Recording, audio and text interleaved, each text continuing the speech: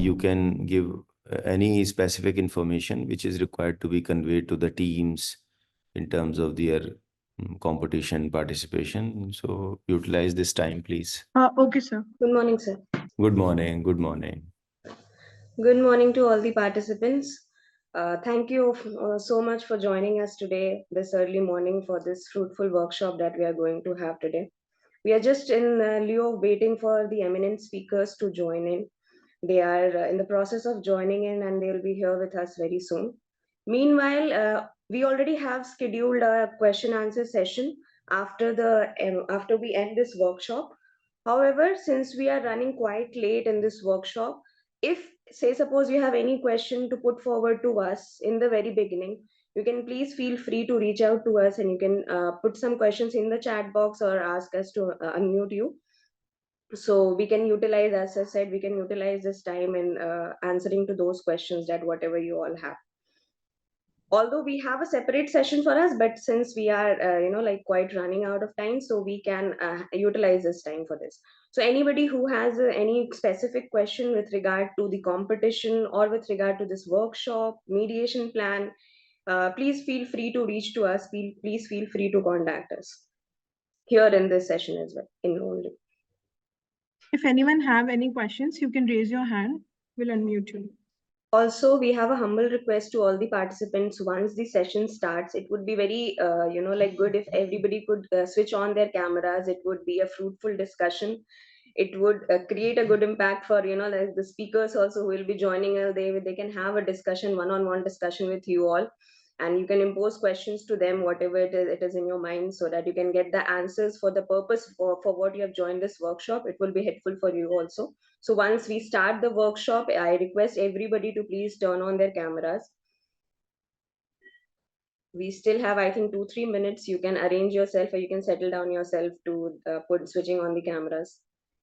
And I would request the same to the OC members also to please turn on your cameras. Giving this, like just this face won't create a good thing. It initiates a conversation with the speaker and it would be helpful to them also too. All the OC members, please turn on your cameras. Wherever you are sitting, I'd request all of you to please turn on your camera at first. Good morning, everyone. So I think Sudhir sir will be joining us in a bit later. So we can start the session meanwhile, sir. Please start. Yes. So at the beginning, we have your introduction note and then we'll start. Good morning and welcome everyone to our much awaited, very important program that we always have in our law school. This program, S K Misra International Mediation and Negotiation Competition 5.0, is something which is very good to see for all of us, especially me, Sudhir sir, Iram ma'am, Daisy, and all the team members of ROC and all the participating teams. We have been seeing the participation of the best teams in the world, from Malaysia, from Singapore, from Indonesia, from Australia, from Russia. Even teams are there, from Europe, and many teams from Sri Lanka and Bangladesh and all over India. And even from North America, South America, we have seen the teams in this edition and last edition. This is a matter of pride and privilege for all of us as a law school fraternity, because we see, because I and my faculty members and my institution and my people see all law schools as the same, because it is all about teaching and learning by teaching. So this competition is something which we have started 5 years back with a very humble beginning. But now it has, since last 4 editions, it has gone leaps and bounds. And we have been seeing 400, 500 registering teams. But because of the rules constraint that only 4 teams from one law school can participate, that is why we have to cut short some time. Even a dozen teams from one law school register, and we have to cut short to 4. Even from our own law school, we only keep it to 4 teams. But the kind of competition that is developed by my mentors and my OC members, conveners, this is such a remarkable and historical in the legal education and simulation process. And I'm very happy that we are able to cater to the requirement and professional progression of the legal education and in the whole world to all the student fraternity of law. We are very happy to provide this kind of support. And in this, yes, we require grand support from the professionals, and we have got immense of support and cooperation and coordination and all the required thing which we have got from Sudhir sir and Miss Iram ma'am. And we have the presence of some of the most important professionals from all across the world in terms of Mr. Satish Padhi and all the international resource persons who have joined us today in this particular program. Almost all who are well known in the world in terms of this particular competition or the fraternity of mediation and arbitration in the world. So I'm very thankful to the presence of Mr. Satish Padhi, Principal Associate, Dispute Resolution and at 𝐂𝐑𝐈𝐁𝐄. I'm very thankful to the presence of Mr. Pascal Comvalius, IMI certified mediator, mediator, hostage and crisis negotiator. Mr. Inan Gupta, mediator. Ms. Josephine Reyes, who is from NSW, New South Wales University, in New South Wales government, someone who is a directorate at New South Wales government. And we are very thankful to her for joining us today in the workshop and accepting our invitation for being a resource person in today's workshop and providing necessary knowledge, as well as sharing the skills and as well as sharing the experience and discussing the nuances of mediation and negotiation techniques. And the team, the dummy team, which is a demo team rather, which is going to deliver a mediation session today to all the participants. So we are very overwhelmed by the participation of almost more than 100 teams from all around the world in this competition. And I hope and I assure you that you will have the best of the communication and publication and neutrality and quality of the competition, which is with respect to the judging quality, with respect to the problem quality, with respect to the neutrality and transparency of judging and marking. And we assure you that you will have the best of the competitions, as you have seen in last 4 editions, 4 editions, that we have kept this competition. This competition is rising high and high because of its neutrality, its transparency, its quality of participation by the teams, its quality of judging all across the country and all across the world. We have been having judges from all across the world in all the phases. So I'm very thankful to my conveners, Ms. Daisy Pallavi, and all my organizing committee members who have built this competition as one of the best mediation competition in the whole world. And the kind of participation that we are seeing and the kind of competition that we are experiencing in last many years is such a satisfying and overwhelming for me as a law school academic and someone who is always looking forward to provide support to the student fraternity all over the world. And we welcome you all to the workshop today. And please take the best of takeaways from today's workshop and ask as much questions. Bother our team members, our organizing committee every time with your questions, with your queries. And keep us like we will always be there to provide you support, cooperation, and solution to your problems, which are meaningful and which are progressive to your work in terms of this event. Thank you so much, everyone, for joining us. Have a good time and good luck to all of you. Thank you. Thank you so much, sir, for your introductory note. And thank you so much, sir, for appreciating us and the whole participants that have joined us today in joining this process of learning, in the process of catering to the professional world that we are going to see after passing out the law school. Unfortunately, Sudhir sir won't be able to join us today due to some of his occupied schedule. He is bit in some other field. He is caught up in something. Just to line up with the same, Sudhir, this was an idea since this is the fifth edition of the SK Misra Memorial International Mediation and Negotiation Competition. It was Sudhir sir's dream to do something in the name of his father, retired IAS officer Mr. SK Misra sir. So this was the in the line of the same that we introduced this event, and this competition has been running since last five editions very successfully with the grace and blessings of Mr. SK Mishra sir, that he has been showering to us since last five editions, and we have been continuing in the same spirit.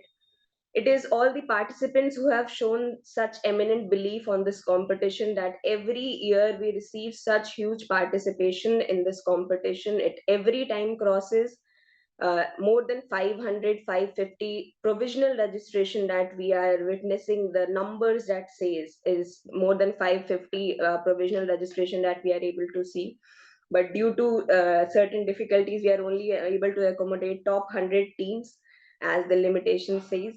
So yes, we are very confident enough, and we are seeking to in the same journey of providing the best services to all the participants who are joining us, and like with the expectation of learning or the mediation competition, the process of mediation in under the guidance of such eminent judges that we have on the panel, such eminent speakers in the workshop that we are going to see today in the panel, as we have Mr. Satish Padhi sir, who will be speaking on how the role of client and counsel should be in a mediation competition. So that is, I think, one of the best learning that the students who are going to participate as a client and a counsel in this mediation process, they are going to take over it from this particular session that Satish sir will be taking.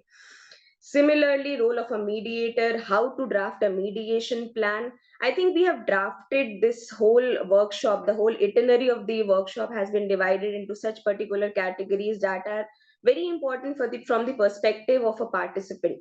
So in the same line, like role, how a client or counsel should concentrate on the like the participation of the whole competition, whether it be preliminary rounds, whether it be quarterfinal rounds, or the semi-final or the final rounds.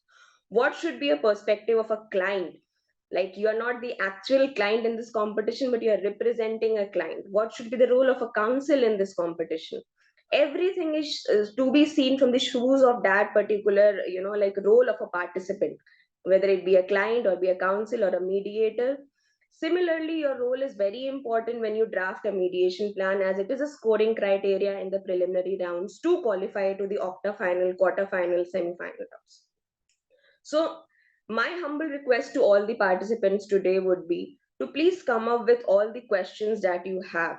Whatever you have, since you have been preparing your mediation plans, you have been into the process of drafting the plans, drafting the, all the simulations that you have been said to, then you must be in the process of preparation of the oral arguments that you are going to do before like in the mediation session, in the preliminary rounds, the most important qualifying rounds that you're going to participate in on 15th of March. Whatever questions you have inbuilt in your mind, that how should I perform, what should be my perspective when I am performing as a counsel, how much should I speak when I speak as a counsel, how much should I speak when I speak as a mediator? Because many a times we see that yes, the counsel, like there are limited roles defined. I won't specify much on that, because we have the speakers who are going to say on that part. They have their expertise and their knowledge on this specific aspect. So being a student, when I was a student and I was participating in such similar competition, there were certain questions that were arising in my mind before going into the competition or participating into the competition, that what should be my role and how limited should it be? So I think my first question to any of the speaker who would be coming up today to the role of client and counsel would be that how much should I speak and how much should I not speak? So similarly, since you all are in the process of participation, you must have gone through the mediation problem that has been supplied to you. We request you to put upon questions, whatever you have. We will be opening the forum for question and answer rounds to all the participants. Please put in all the queries so that you have a very much clarity on what you are going to perform in the competition.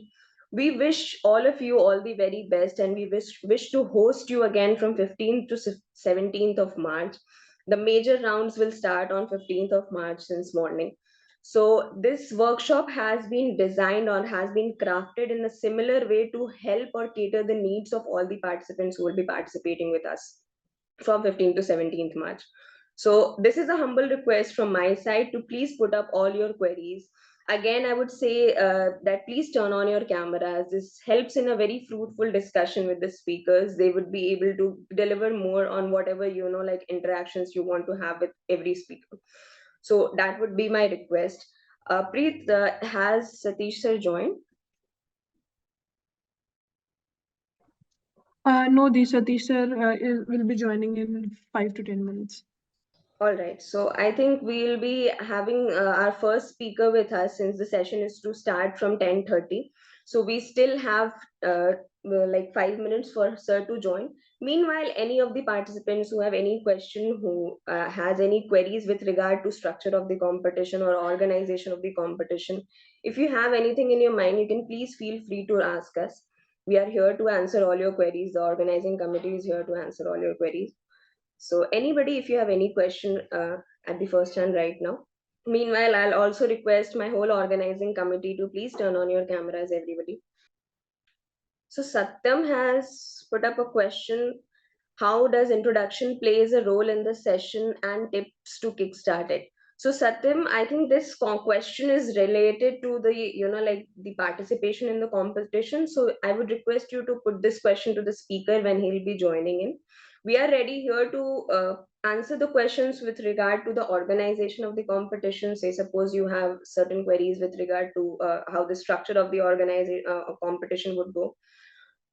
Yes. So, Preet, if there are certain delays in Sir joining us, can we take up the last agenda that we had of today's session, where we were supposed to, give them the overview of the competition? Yes, they will take it up right now. Yes. Let's not waste the time in this. So we can put up this thing, and you can give them a brief introduction about how the competition is going.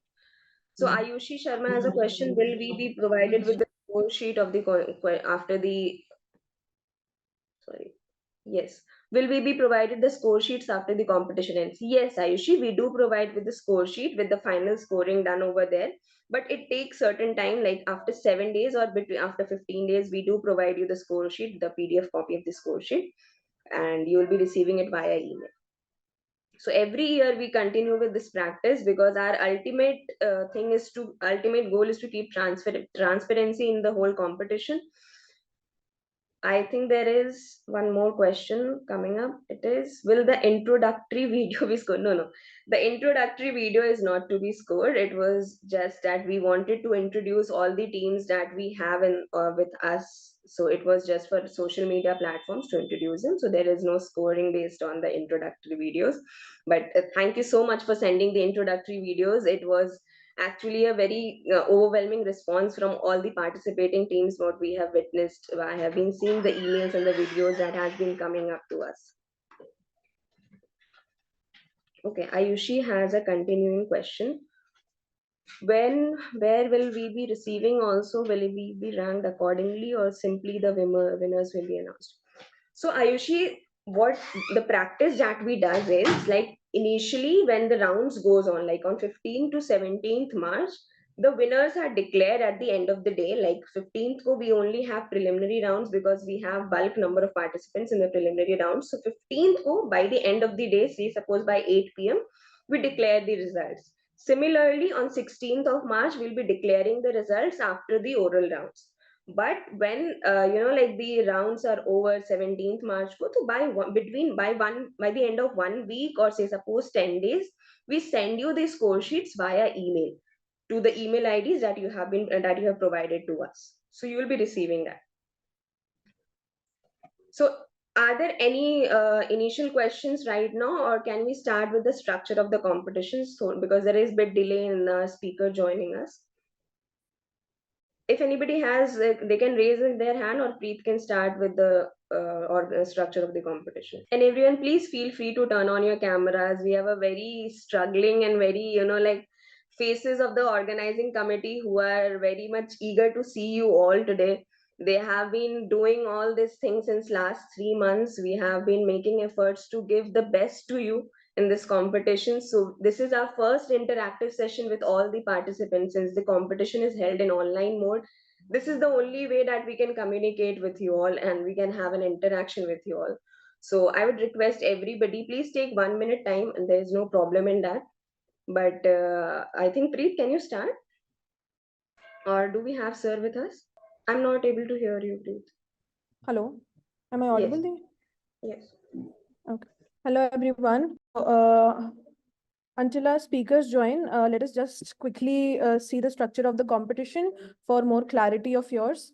So we are having total 98 teams, which would be divided in two groups, Group A and Group B. Group A would be having 49 teams and Group B would be having 49 teams. This diversion is done because we wanted that teams should get more chance to qualify to the other rounds. So Group A would be competing with the Group A participants, and Group B would be competing with the Group B participants for the preliminary rounds. And then further, for the further rounds in the octa round, we will have 16 teams from both Group A and Group B, which would be going forward for the octa round. And then this group division would not be there, and we'll select top 8 teams, which would be going to the quarter rounds, and then 4 teams to the semi and then final rounds. So this would be the whole structure for the competition, where there would be a chance for everyone to reach to the finals, because we have a lot of teams. So therefore, the number is huge, but we have divided you in groups. So therefore, we have different slot timings for different preliminary rounds. Preet, I This is think I think only first slide is event visible. itinerary on day 1, which is 15th March 2024. We'll be having preliminary round 1, the slot, then preliminary round 2. Hello, Preet, am I audible? I think only the first slide was visible, so you can reshare your screen and continue. Okay, so since the first slide was only visible, I'll just begin once again in a brief so that you'll understand the thing. So we have 98 teams in total, which are divided into Group A and Group B. We have 49 teams in Group A and 49 teams in Group B. From where we'll be selecting 16 teams for the octa rounds. And from there, further teams would go to the quarter rounds and semi and the final one. Then when we look at the event itinerary, the first day is 15th March 2024. We'll be having all the preliminary rounds on 15th March. The slots are divided like this. Group A would be having their rounds from 9 to 10:30. Is this slide visible to everyone? Okay, just give us a minute. We'll share the PPT once again for your reference. Preet, I think we have Satish sir here with us. So we can pause yes, we can pause the structure and we can start with the session of Satish sir. Good morning, sir. Yeah, we'll have this session at the end. We have our speaker for today. Mr. Satish Sir is there. I'll invite Harshita for giving a brief introduction about sir. Mr. Satish Padhi, sir, is a principal associate in the Dispute Resolution Practice Group in the New Delhi office of 𝐒𝐑 and Co. Mr. Satish specializes in contractual and commercial law disputes with a focus on hospitality, commercial contracts, construction and infrastructure, information technology, and oil and gas sector related disputes. He also advises on shareholder, PE, and JV disputes, including I think there is some technical glitch. I think Preet has muted herself. so we're not able to hear her. Yes, sir. There are some technical issues. I'm so sorry for that. So, Harshita, are you continuing? Are you able to hear me? These are some of the pros and cons of the of the online world that we are relying upon these days. But yes, so this is one of the learning that the participants can take from this session, that if in case their session gets stuck in during the competition, how to survive in this. So are you able to hear me, Preet? Anyways, so I think Satish Padhi sir needs no introduction, as we all know him in the field of mediation, in the field of alternative dispute resolution. Thank you so much, Satish sir, for joining us today. I hope that your delivery of the on the international perspective of mediation would be a fruitful, like thought to take fruitful takeaways to all the participants of SK Misra Memorial International Mediation Negotiation Competition. Over to you, sir. Oh, I guess the theme for discussion today is mediation and its international perspective. Let's start off with commercial disputes, right? When a conflict arises, normally the conflict has a certain background and context behind it. There are certain things which have not worked out, and the way the parties have contemplated, and therefore a conflict has arisen. Now, these days, in almost all international contracts, we find a multi-tier dispute resolution framework, right? Which normally means mediation has to happen first. Mediation, or sometimes the parties can look at negotiation, and then one can proceed to arbitration. So normally then parties look to mediate the dispute. That's the advantage of having multi-tier dispute resolution, because when a dispute arises, the earlier you mediate, the chances of the chances of you resolving the dispute is that much higher. Now, how to approach mediation? Of course, mediation is a consensual process, and therefore, but it is important that when you look to mediate a dispute, you must set aside the what is called things which has become agitated, where what is called, sometimes parties may have been directly involved in the conflict before going for mediation, and therefore there could be bruised egos, for example. So it is important to understand what has gone wrong, and get a realistic account of each party's case. And then look to mediate the matter in a realistic manner, saying, oh, how can we resolve this matter? It is important to approach mediation in the right way, so that we get the maximum results out of it.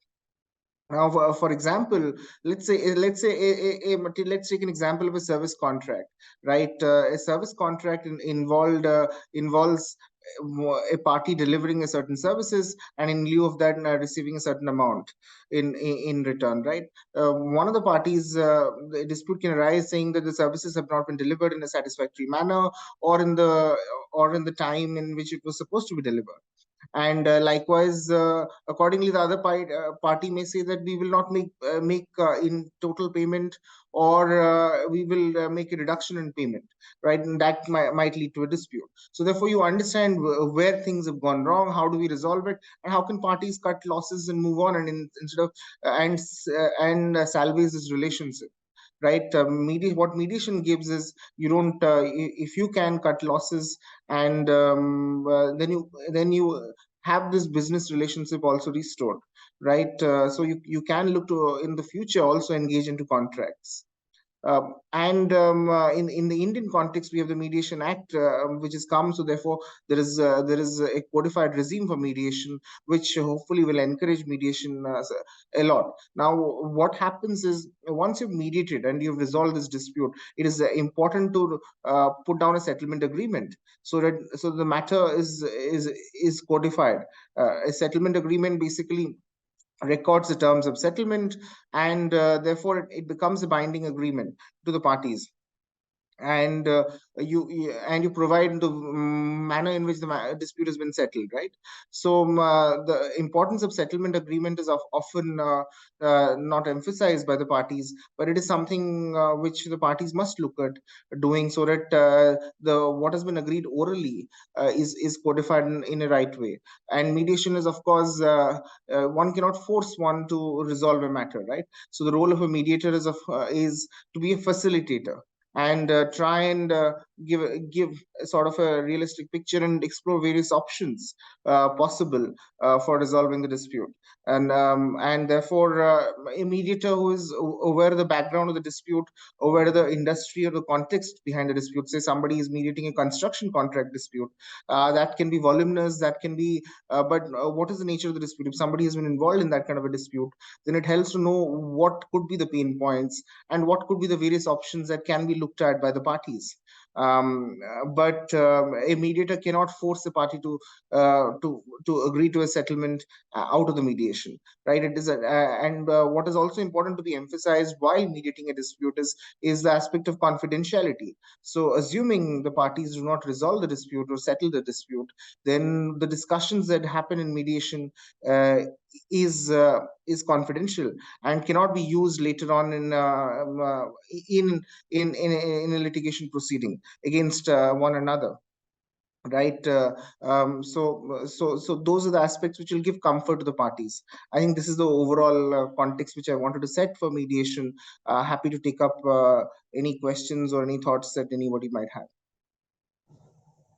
Sure, sir. The importance, I think, the importance that you stated about the settlement agreement is I think, the most important takeaway for the professionals who, like the professionals, we are going to come up in the profession in the coming time. Like, yes, we do come up for a settlement, but the actual importance is the settlement agreement that we must sign in upon so that to execute it properly. So, thank you, sir, for the keynotes that you gave us today. I would open the forum for the participants. If you have any questions, please put it down in the chat box or raise your hands. We are very happy to take up your questions.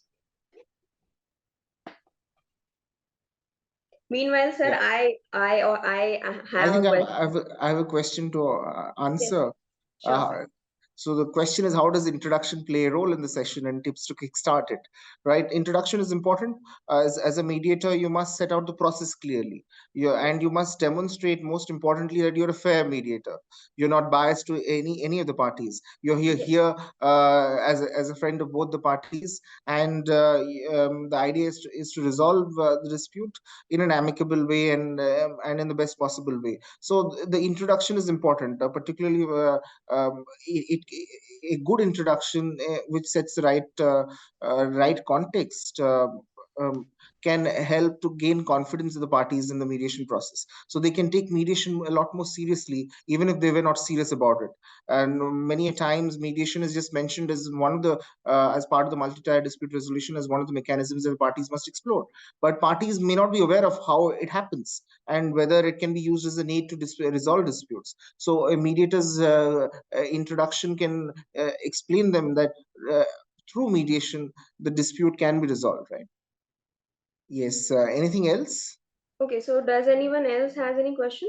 So there's a question coming up from Sukhpreet. She says, can a client do a little bit of fact building? Fact building in the sense you have to state the facts, right? Yes. What it is. Obviously, a mediator has in the initial discussions with the mediator, you state your facts, right? And the facts you should state as it is, because there is the other side and they have their own narrative of facts. So obviously, it is always the facts, right? While the law can be used to understand the realistic nature of the matter, in the sense that if somebody is making a claim of say a certain amount, whether that claim has certain legs in it, if actually mediation fails and it goes to a dispute. But it is but otherwise the law doesn't play that much of a role. The law plays to navigate the realistic nature of the claim. But otherwise it's a fact specific discussion where you eventually see what has gone wrong and how you can resolve the dispute, right? Yes, so very well answered. Thank you so much, sir. Any more question? If anybody has, please raise your hands. Yeah, I think There's Yes. one more question, which is an unsegmentized session. So what I think the individual concerned means is that after the mediation has taken place, the mediator has an option. If one of the parties wants to speak in private without the presence of the other party, the mediator can do have a session after hearing each other parties and see what the party has in mind, and how do they want to resolve this dispute. So that can happen, that can be organized. Yes, sir. There's one more question coming up, that how to coordinate with the other mediator. Coordination, the way you do always, the basics remain the same. So I don't want to labor much on this. Sure, sir. Thank you so much, sir, for all your inputs. Thank you. Thank you so much. Thank you, Daisy. So, Preet, do we have our next speaker joining in? Well, I think that was Satish sir, who emphasized upon the importance of international perspective of mediation. How do we look upon the mediation from an international overview? Yes, the importance that he laid down upon about the pre-process of mediation and the post-process of mediation is the most important note to be taken up from his session. We are waiting for the next speaker, Mr. Pascal sir, who will be emphasizing on the role of a client and counsel.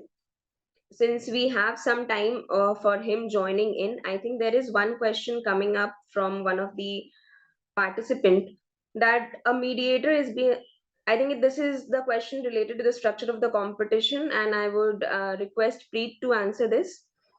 It says, ma'am, is it possible that a mediator is being selected from a team for further rounds rather than whole team as client and counsel have separate marking?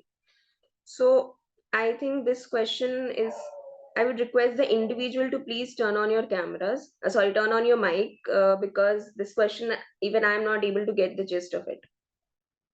It's Satyam Sharma.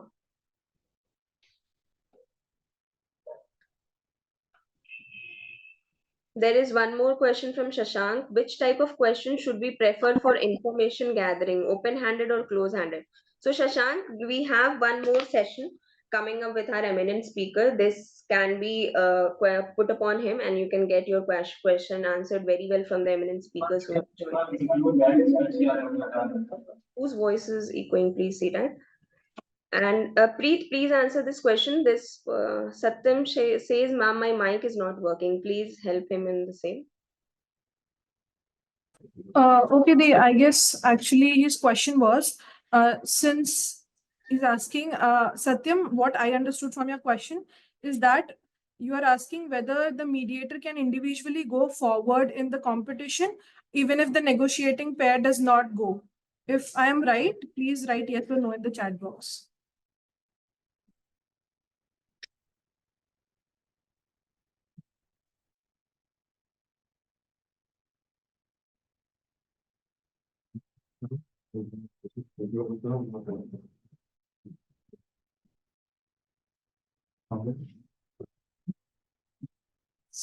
Satyam, if I'm right about your question, you please write yes in the chat box, or please rephrase the question once again and send in the chat box.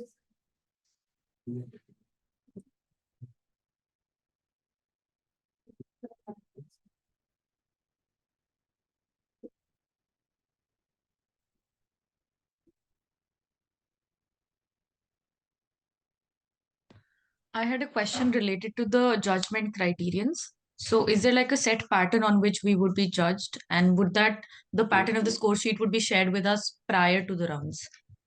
Okay, so the score sheet, you will be receiving the extensive full score sheet in the subsidiary rules, which would be released in the end of this month, which would be having a proper score sheet of both client, counsel, and mediator.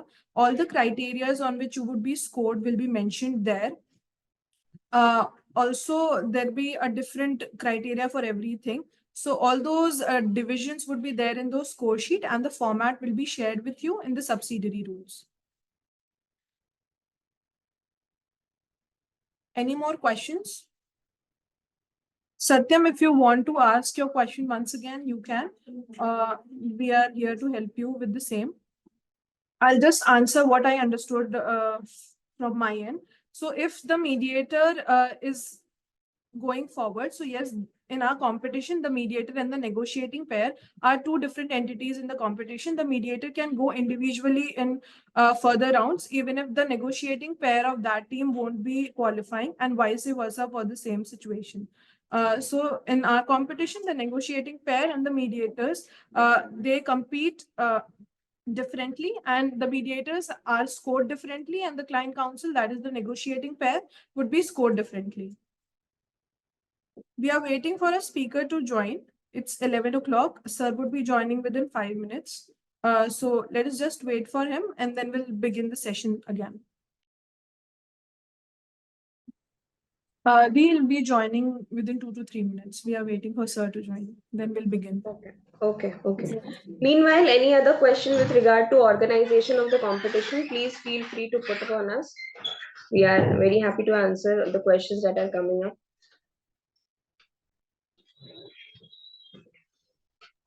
Also, we received many queries regarding the submission of mediation plan, as many of you were not able, you were submitting the mediation plan through the portal, and by mistake, some of you had submitted and the option is not available right now. So for the same, we'll be sharing the submission link to all of you through the Google form in the WhatsApp group. So you all can submit the mediation plan and the negotiation plans through that Google form. So all you need not worry about the portal option available to you. That same would be done through the WhatsApp group.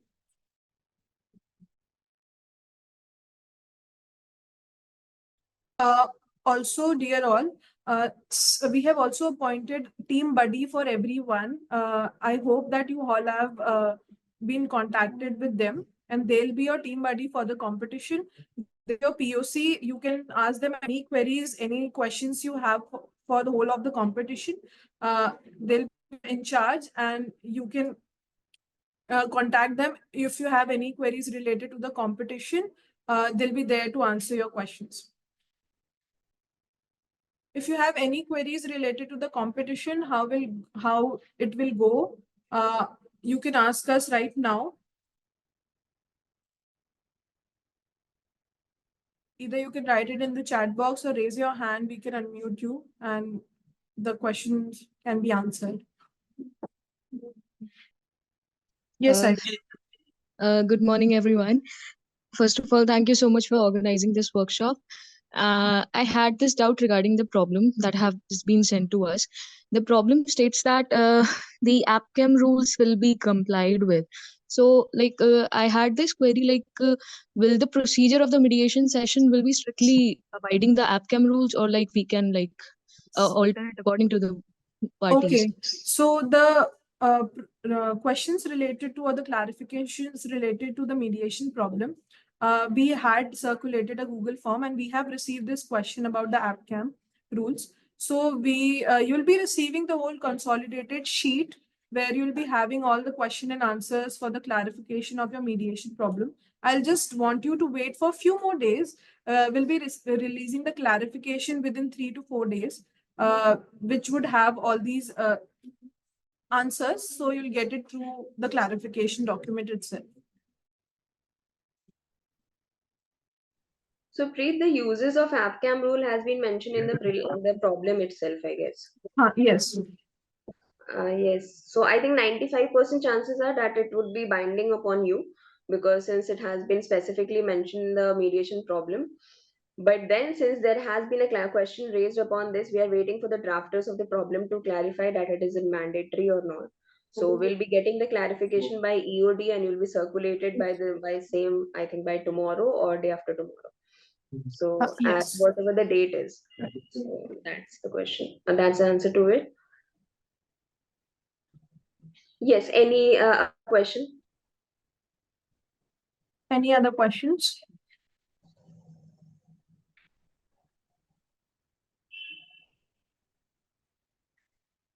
Meanwhile, Pascal sir is joining. I just wanted to know how many of you are participating as a council in this competition.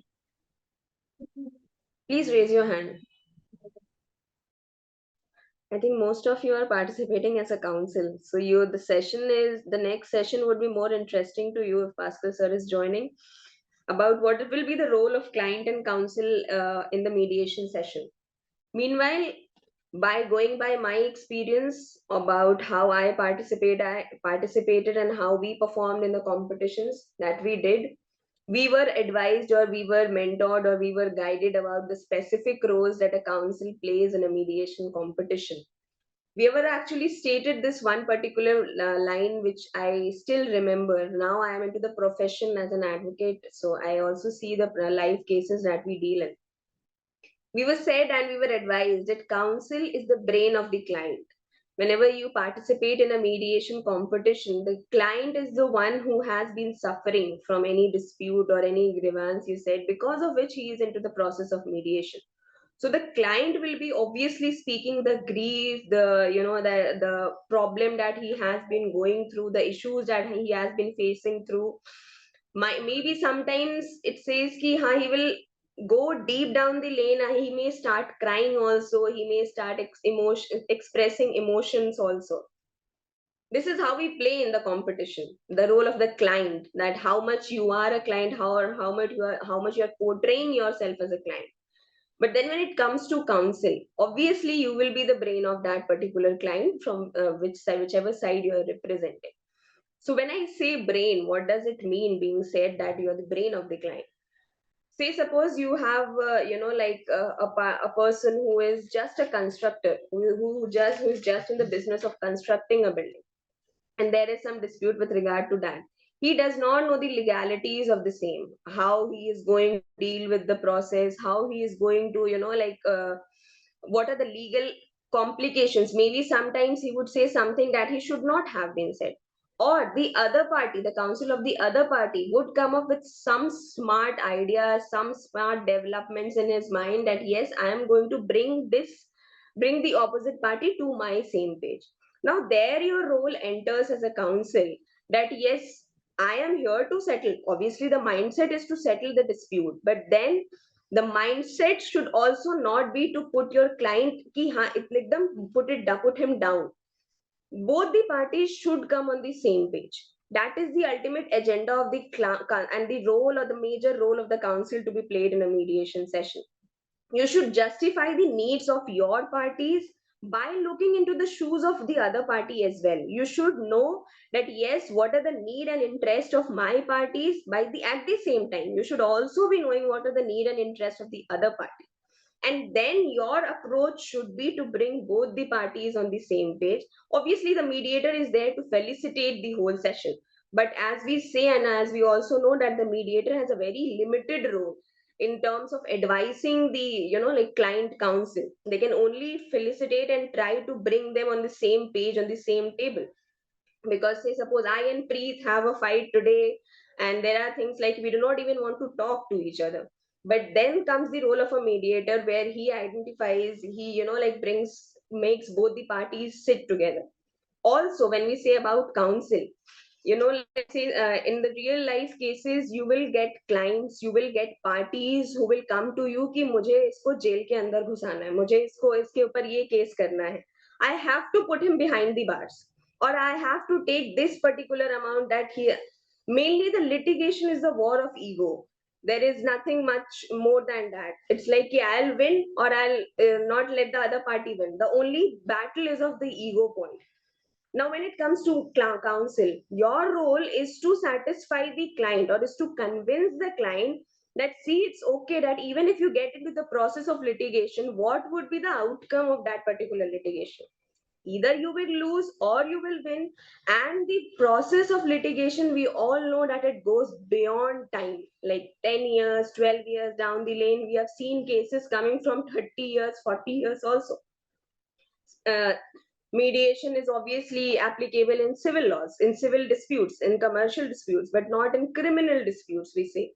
The applicability of the mediation. So now the role of the council is here very much important, to convince and try bringing them on an app platform. Then the question also comes, ki, how would we make money then?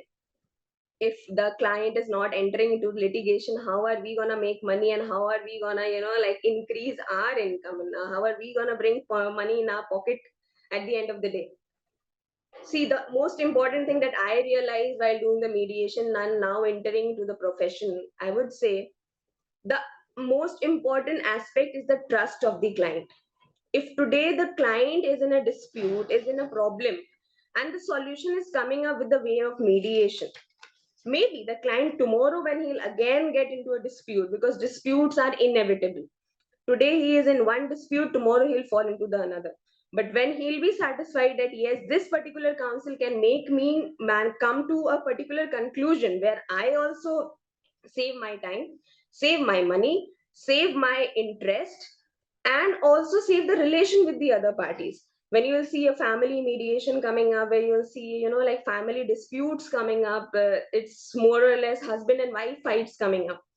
You as the council, we cannot solicit ourselves, but this is the promotion that we get, this is the exposure that we get, that yes, how we are going to have the session, how we are going to catch the trust of the client.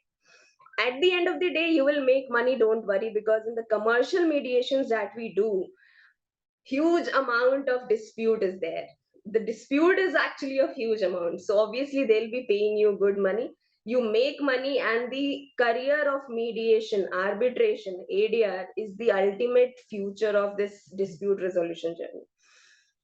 So being a young council or being a budding council, I would say we should have a mindset, or we should have an approach of mediation, approach of arbitration, approach of ADR that would not only settle the dispute in the least time that we have, but also build the trust of the client on us, on the legal system, that more or less we have lost in the last few years or last many years of the litigation journey that we are witnessing. So there comes in the role of we as a budding advocate, we as a budding lawyer, to bring in this dispute, bring in this solution to the clients, so that the few, the like we say, the burden, to reduce the burden of the court. So this is the apt way that we have. So this was my simple, or very short overview of the journey that I had in the last 5-6 years of organizing competition, participating in a competition, being and doing an internship in a mediation competition, or and doing internships and witnessing live mediations, now being a counsel in certain mediations. So this is how we approach towards a dispute, approach towards a real life dispute. Or when you're participating in a competition, this will give you a training of how to create the basic aspect, is to how to create a mindset towards the solution of a dispute via mediation. So I think creating that mindset, creating that approach, creating that practicality towards the dispute resolution is the ultimate goal that should be with us, with all of us. Because we have opted, or because we are in the process of choosing mediation as the like mediation, arbitration, ADR as our career opportunity. So yes, this was some of my inputs. If you have meanwhile any question, I'll be able to answer the same, I'll be very happy to take up. Meanwhile, Pascal sir joins us.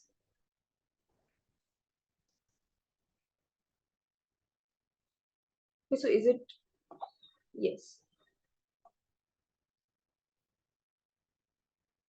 In real life negotiation, the client and counsel have the complete knowledge of the facts of the issue, including the technical aspects. But in the competition, here is brief knowledge of the facts.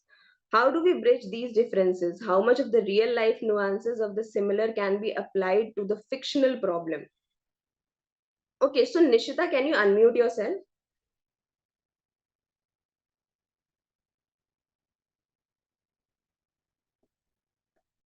Nishita, please raise your hand, we'll unmute you.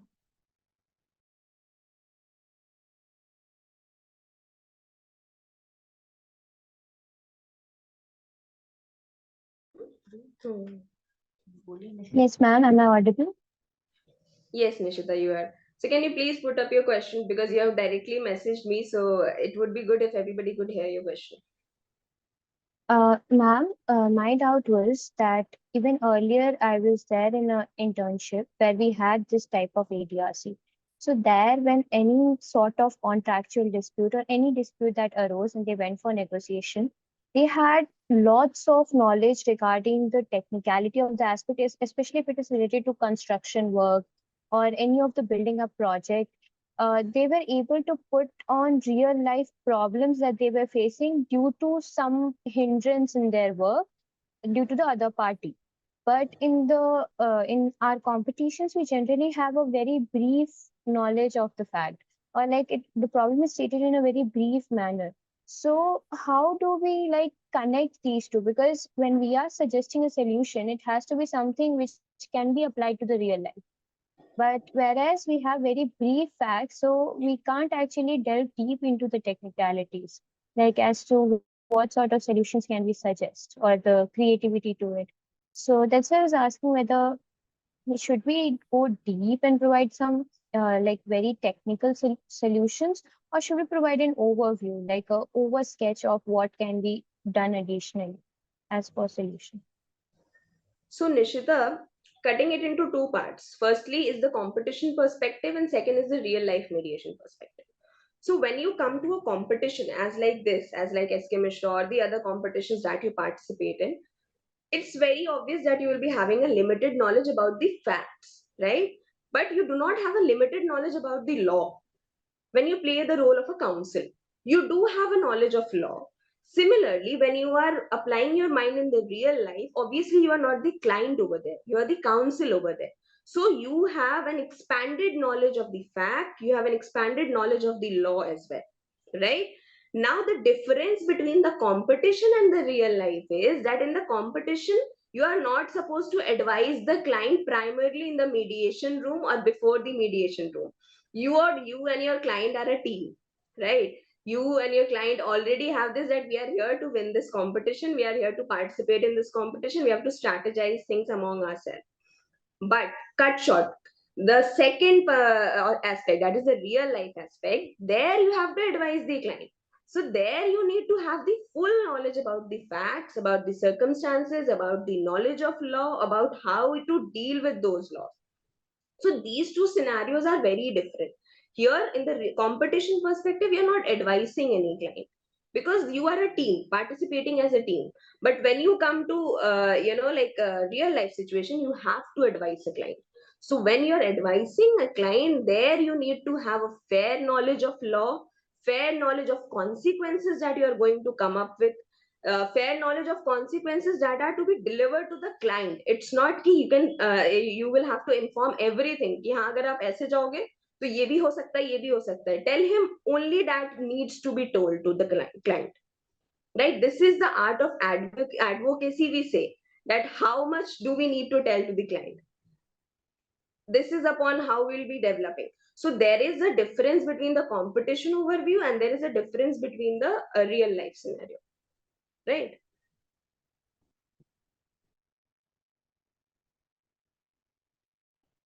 Okay, the one joining from Randeep's phone, is sir here? The sir is joining in 2 minutes. Actually, there was some confusion about the timing. That is why he's not here. No problem. He'll be joining in 2 minutes. Okay. I think Ayushi has one question. She has raised her hand. Ayushi, I request if you can please turn on your cameras. It makes the interaction very interesting.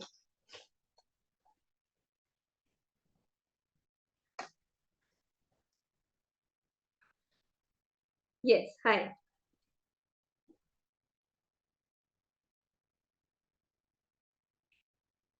You're muted. Please unmute, Ayushi. Yes, first of all, good morning. Yes, I had this doubt by playing the role of a client. Like, how should client display their persona? Like, not the client, sorry, the counsel, because the client is expected to be like emotional, to have like direct, since they are directly related to the problem itself. But how should a counsel like represent themselves? Should they be assertive in nature? Should they be like manipulating in nature, or should they be like in a positive mind? They have a positive mindset to assert their influence over through their client. You as a counsel, whenever you are participating as a counsel, yes, you should be assertive. You should have the presence of mind over there. You should be able to advise your client as and when required. But the limitation or the line drawn over there is that this is a mediation session, right? Too much law is not good for mediation. You know the consequence. You have, when I said to be the brain of your client, it means there is another party also sitting over there. They also have a counsel sitting over there. You should not let your client be manipulated. You should control your client from taking any, coerced decisions that should be in not in favor of your client. Say suppose you both of you, all the participating teams must be getting with a confidential information. You will be getting a confidential information. What is the role of that confidential information? That confidential information assesses your brain. How far are you able to convince your client or you as a team and the other team as well?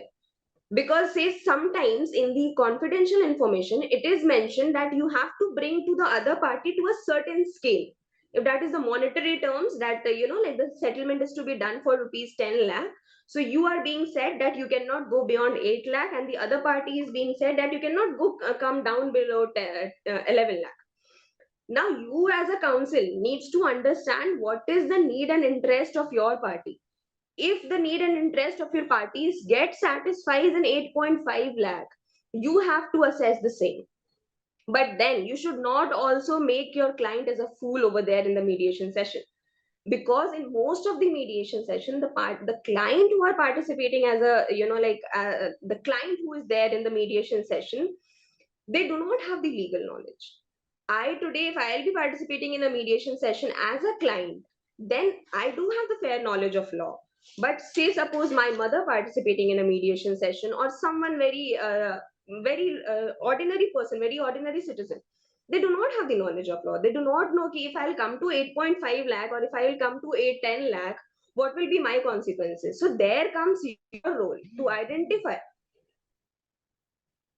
Understood? So you have to draw that line, and that is your role. Client is just a naive piece of person who is standing over there stating his grievance, stating his grief, that yes, see, I am affected. He will first come, I want to go to litigation, I want to have this money, have this solution, this and that. But it's my suggestion, it's my personal opinion to say that in this arena of disputes coming up, in this world where disputes are coming at such a large scale, why to go in litigation when we can solve it through mediation? So this approach is very necessary for we budding lawyers to advise or suggest the client in the coming time, that let's try resolving. These days when you see the courts, they do have it, they emphasize so much upon the dispute resolution clause. Like the amicable settlement, they would first suggest that please go for an amicable settlement. The court advises the client that please go for an amicable settlement, because they know, the court knows that yes, if you will be able to settle, the dispute is then and there dissolved. So that is the role of a council. It's not only limited to the competition, it's limited to the it's expanded to the real life also. Yes. Thank you. Thank you so much. Thank you. Any other question? Anybody?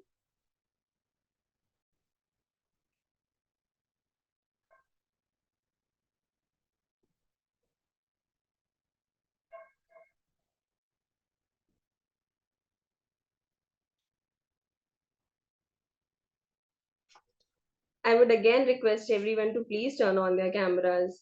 We would like to see everybody. We would like to witness everybody. Here, when we are seeing everything online, it's very important to have an interaction. And this is an international level of competition, so we do have participations from worldwide.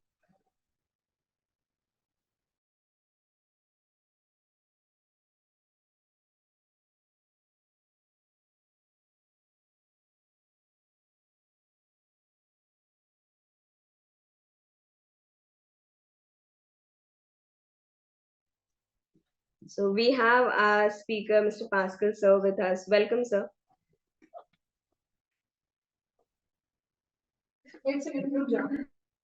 Please allow sir to unmute himself. Please make him the co-host.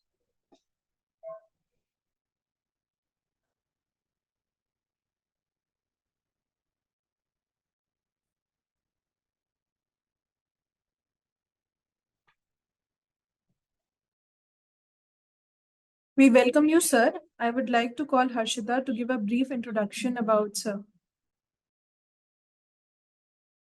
Thank you, Preet. Mr. Pascal Comvalius is an IMI certified mediator, a MFN registered mediator, a certified hostage, crisis negotiator, and a suicide prevention gatekeeper.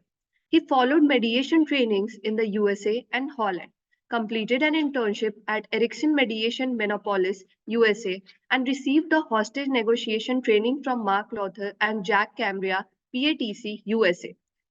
Mr. Pascal also completed the level 1 to 4 training in kinetic interviewing and interrogation in the USA under the guidance of Stan Walters. He obtained a master's degree in communication behavior and credibility analysis at the Manchester Metropolitan University under the supervision of Don 𝐼𝐤𝐥𝐿. Pascal practices and teaches mediation and negotiation in the USA, Europe, Middle East, and Asia. Mr. Pascal taught a special 40-hour family mediation course at the Supreme Court of Singapore as well. He's a specialized in family, divorce, and criminal law mediation. He's a guest lecturer at the Maharashtra National Law University, Mumbai, India. He is the former vice president of the Academy of Professional Family Mediators, APFM, in the USA. Is co-chair of the IMI Appraisal Committee and a member of the IAC Executive Committee of IMI. We welcome you, sir.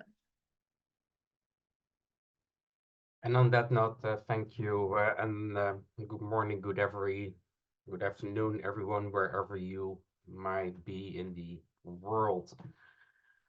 I'm just supposed to just talk about the client and counsel relation, and how it works, just especially like in the competitions. This is just interactive. If you have any questions which are just popping up, could be anything, just address them in the chat so I can look into that and address them right away. Let me first of all just start as well. So what kind of method you use for just a client counsel just in a competition? It's always just a personal thing when it comes to just judging what style you prefer. It's also which style or which country you're coming from. But I believe as a coach, what I see that might be just helpful is, first of all, your preparation. Your preparation is key. If you don't prepare, you can just go home and just enjoy your weekend. So preparation is key in that sense. And what is just the preparation means is a clear division of the role and responsibilities. That's one. And at the same time, you should understand each other's role. So in case of since it's an online competition, in case the internet is just unstable and either the client or the counsel cannot just join, make sure that you know that person's role. Because at that particular moment, you have to take over as soon as you as it can be, because you have to just have the flow in your entire beginning and during the mediation. And the other thing which is key to the one is of course your opening statement. Does anyone have the, and just put your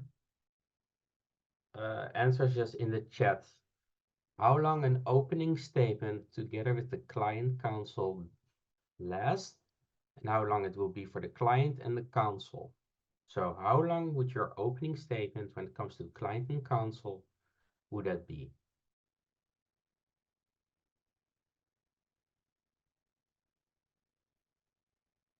Is it 1 minute, 2 minutes? Just give me some answers in the chat.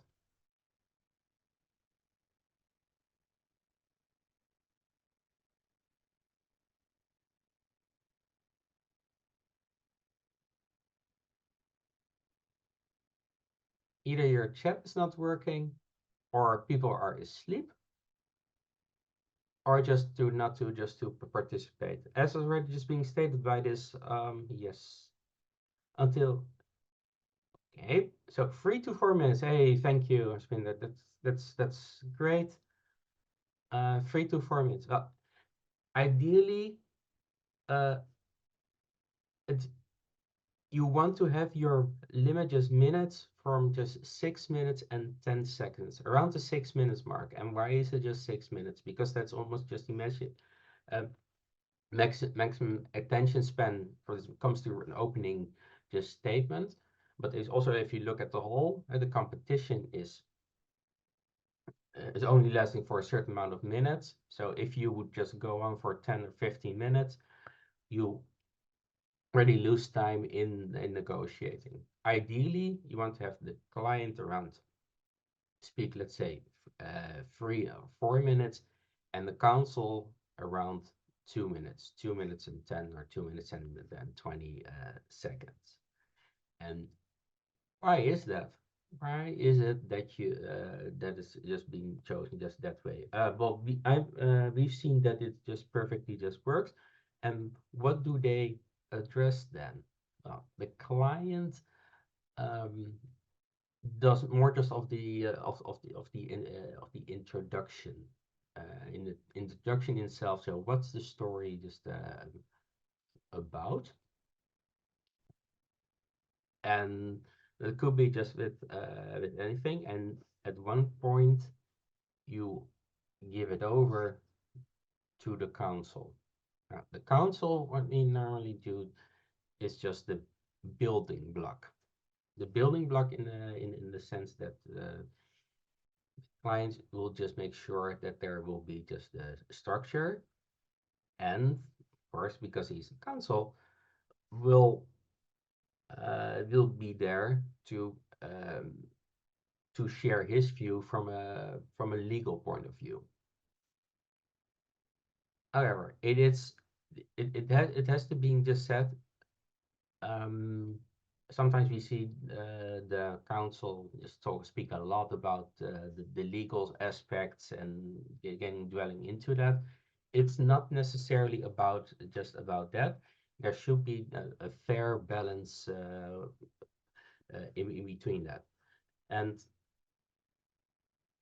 it's all, as been said, it's all about the client, not so much about the councils and his police affair, because the council doesn't have the issue.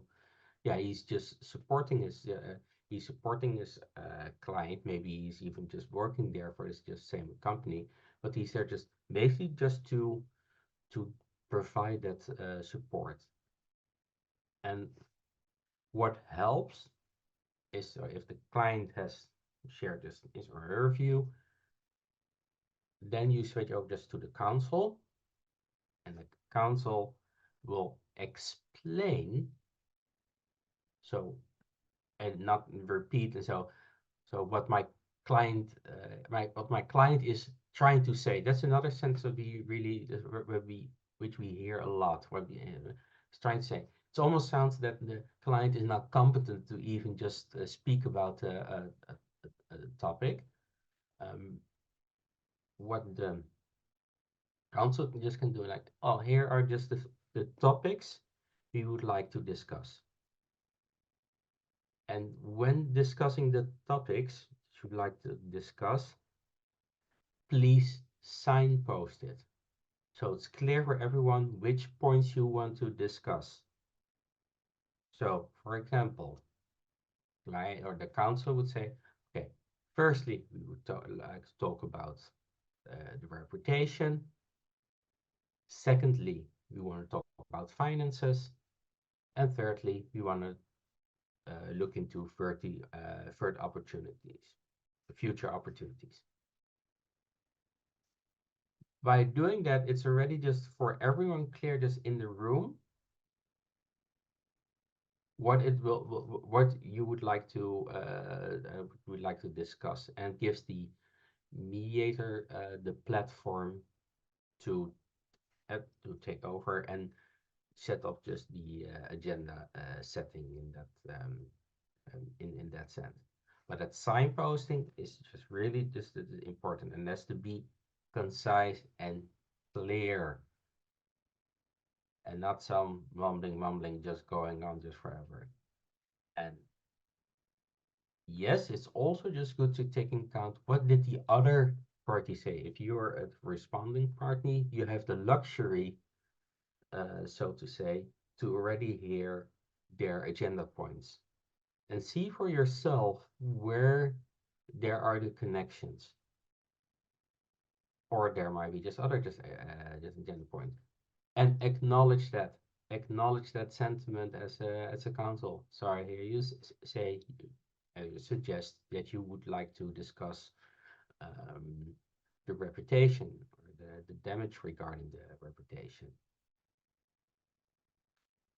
Make the connection and then move on, just having that as one of the agenda points. Now, during the session, and I want to make sure, is there any questions regarding the part of the opening statements when it comes to the role of the council? Are there any questions regarding that before I move on just to go to the next step? And feel free to ask the questions. No? Okay, so I already see someone saying no, which is just great. Then it's important just to go to the next step. So the exploration. So in the exploration stage, what do? You ask questions. Questions regarding just the topic.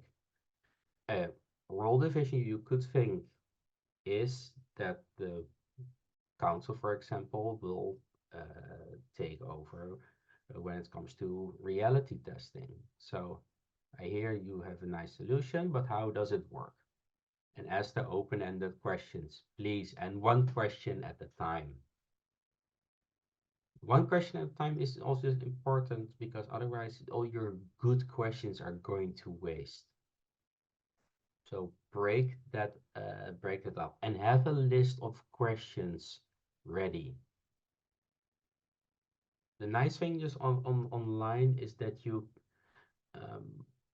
can have everything prepared on paper, on all just all around you.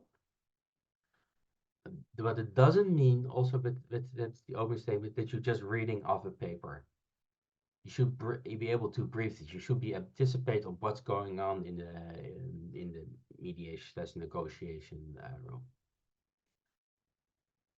But having your questions just ready and explore what is just going on, and that all just should be in a natural flow. And what is just a natural flow? Is the natural flow between what I'm talking about, between client and council. So it's not so. And now I'm going to tell just I'm now going to give the word to Mr. to the council. We already know each other. So isn't that right, council?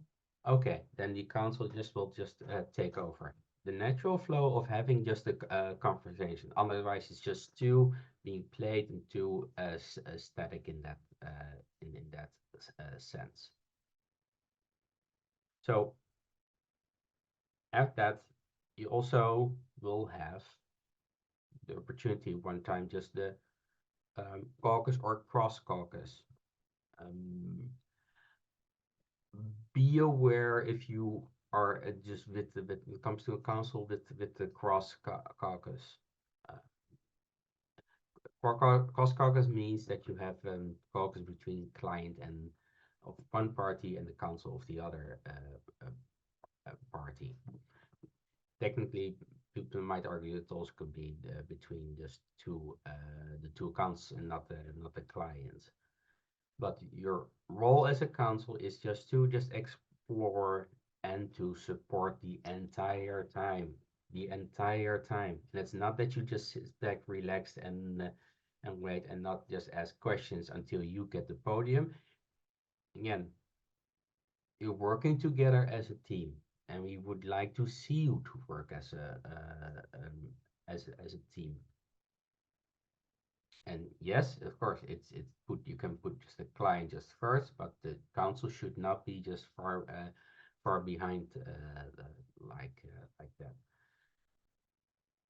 Another element is not being told is the summarizing. What we often see is that the council makes sure that is that will be just summarizing. You can also choose to leave it up just to, if there's a mediator present, use the mediator. Because this person just is just sitting there with just the purpose to help you to oversee the entire just mediation process. So give him just that room to get on that on that podium. That's basically it. But then you're going to the closure, the final part. Again, structure is necessary.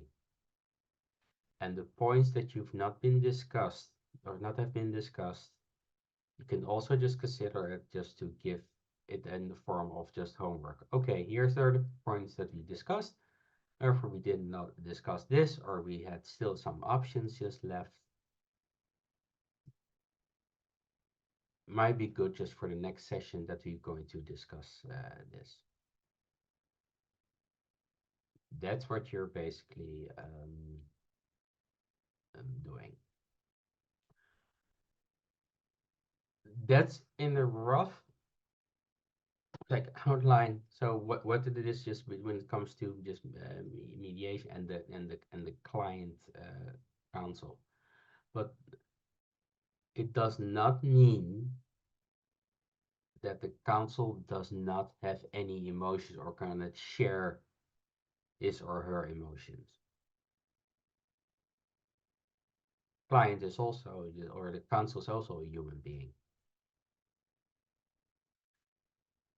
Although we see that in competitions, yes, the client has more of these or express more of these emotions than the counsel, because it's not the counsel's issue. He's acting on behalf, but he's a little bit just backwards when you look at it in the competition. It's not truly in that sense his or her problem. That's what it is, or what I see as most important just thing when it comes to client counsel. I can just talk this forever, but it's important. So do you have any questions regarding the client counsel?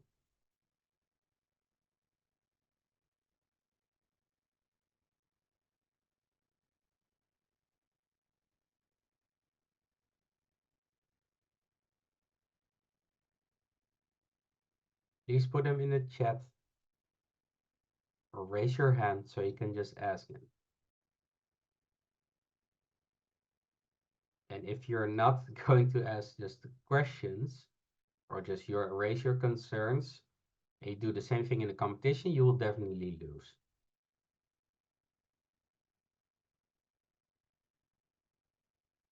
So you need to be, each of you just, unless I'm just explain it all clearly. But if you're not asking questions, you will never know. You'll never just find, you will never find out. Which makes it easier for us to judge, but that's the way just it is. So we would request all the participants to please put forward your question. Yeah, I already got one question, so thank you for that. One of it again, it's about just the time of the opening just statement. Keep it just short, because if you're looking at the whole, There's a limited amount of time just for your first session. Then it's mediator is speaking. Then one party is speaking, the other party is speaking. You're easily you already spent 20 to 25 minutes. Then you're going to agenda setting. Might be just another 5 or 10 minutes what we see. So the first half hour you haven't done anything technically when it comes to negotiation. And so that's why it's important just to keep it just short and just as clear as possible, so you can spend more time on the whole negotiation itself, and keep the time in mind. That's also could be just one of the role divisions of the client and the counsel, or just at least is asked, because what we see the last 10 minutes, people realize, oh, only 10 minutes, mayhem, what do I need to discuss? And then everything being thrown out, and then there are a lot of things just going on. So spread it just evenly, make sure that you are aware um, of time. Another question is that I see, so what are points we need to stick to? Well, there are no just certain points, but there are what you see when it comes to, if you're studying the problems, there are always 3 areas of interest, or which is always coming back. Well, first is it about the relationship. Secondly, there's something about financial stuff, and then last but not least, it's always the future collaboration. So use these as your umbrella and see which points there will be falling underneath that umbrella. The other question that I see, and now the questions are popping in, so that's good. How to establish an effective dynamic with client not so sound dormant in a competition as a counsel. Just as you normally would have just a conversation, so it will literally like, so what do you think about that? And then the name of the counsel, or say like, well, isn't that right? And then the other person can come across, and that's how you establish just the dynamic. Or you could even say like, with all as a counsel, okay, just raise your hands. Okay, so with all due respect, we're just discussing that. However, I would like to hear from the other side, from the council, what is take on this. So then you just involve yourself too. The other question that I see is just which is being asked: should the client show a change in his disposition as when the negotiation progress, or should he insistently put forward his own side? You can put your side just forward just as much as you want. What doesn't get anywhere, I believe it doesn't. You need to understand what's the other side, just where the other person is just standing. That's equally important.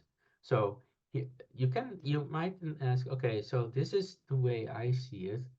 How do you feel about it? So you invite the other party to respond to your view. So you have to get understanding. Okay, this is my view. This is their view. So where are we with our views? Maybe you're talking about the same topic, but you approach it from a different angle. Then there are just questions coming in. Can a client ask some specific question to get to the underlying issue from the opposite party as well? Yes, you can. There are core questions in the during your rounds. It's, what do you need? What's your concern? What do you offer? And how will it work? So, what do you need? What's your concern? What can you offer, or how can you help me? And how will it work? And how will it work, of course, is the reality question question. Then it is the how to law use law without stating it in the mediation session to get the best settlement. Okay, what you could just ask, or just say, there are just legal aspects to this issue. It's up to us to as a council to see how that just might work. And towards just the end, and I don't know the cases, and it could be saying, okay, then there's next up the council and the council from the other party, and I will look into the legal side of it. So you mention it. So you already mentioned it's not about, okay, article say so and so 0.23 says the limitation about regarding that, unless there's pure just an instruction in the in the problems, but if they're just like correct problems, they will not have that just as such. But then you can just touch upon that.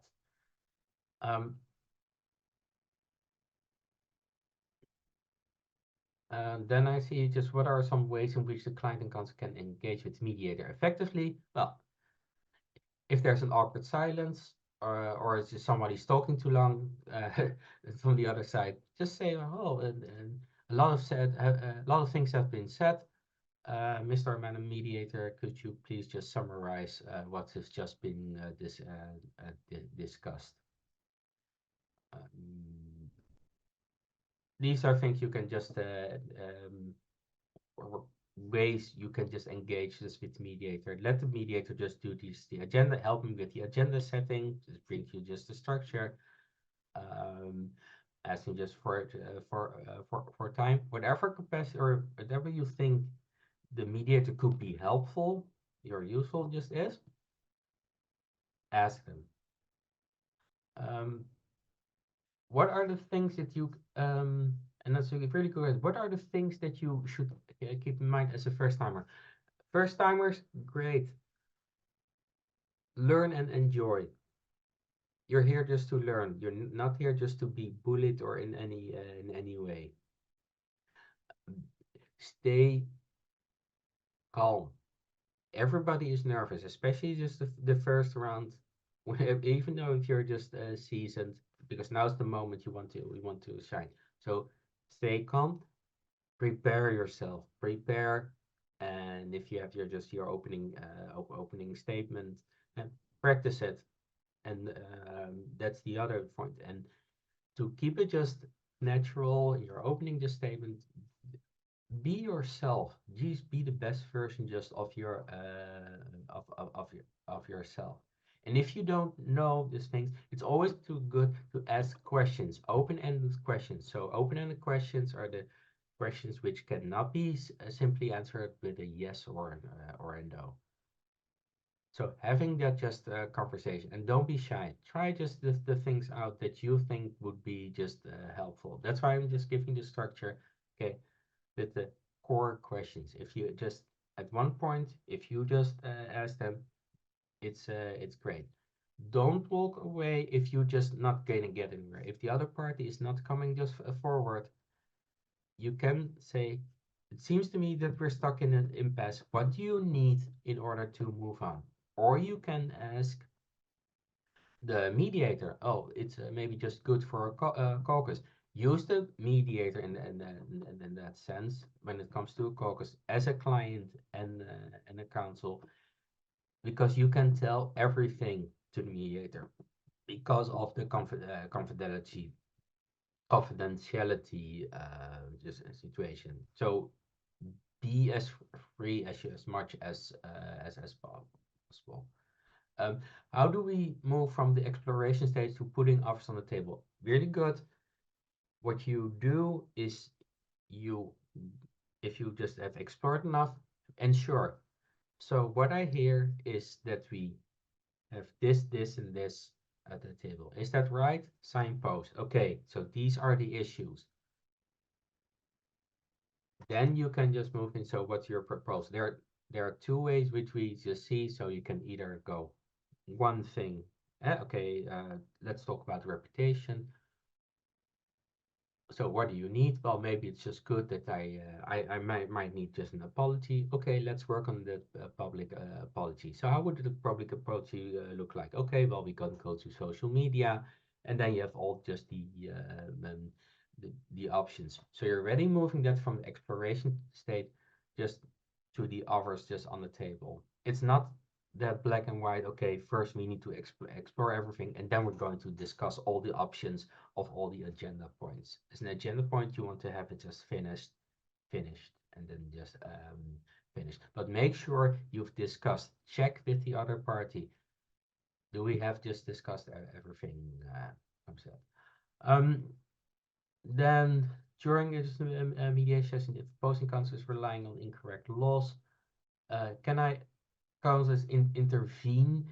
You can always just intervene, but just the way how you just do it. But what you will see in the competition that normally it's not relying just on incorrect laws. Then there should be something within the confidentials which is not just being correctly.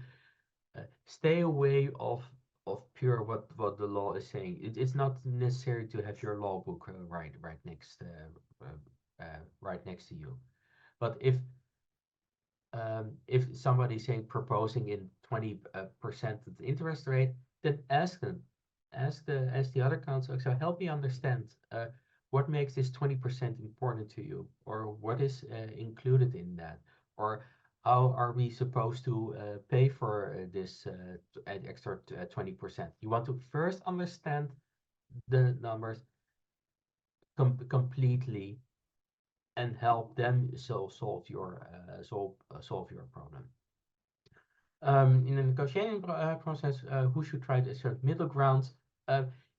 It's not necessarily just between middle ground. It's just everybody has their own standard of fairness. Even monkeys have their own standard of fairness. If you look it up online, there are beautiful video clips about that phenomenon.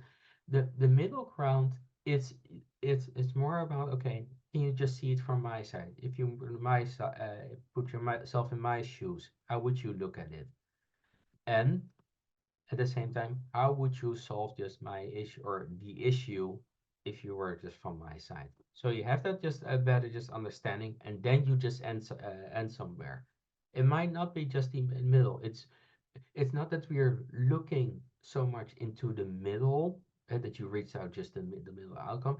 It's more of the process thinking, of the way you ask the questions, all the other stuff. That's what just more just looking for. And it could be either just the client of the counsel, but the client, what you traditionally see, client comes forward and the counsel, he or she will do the reality check. Again, how would it work? Yeah. How do we handle just a situation where the other party is adamant on not negotiating their terms? You want to understand? You want to have just you want to know the reason why. Help me understand.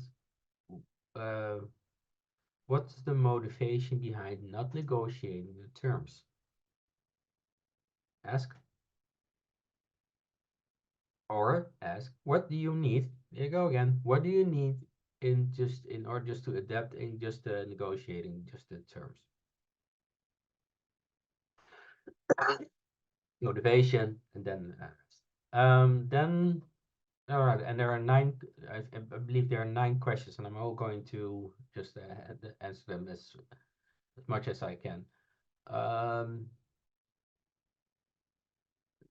Then, well, if there's a case of a hostage, this hostage mediation, what approach must be taken to resolve the dispute? There will not be a hostage case during that mediation. I can positively just say that.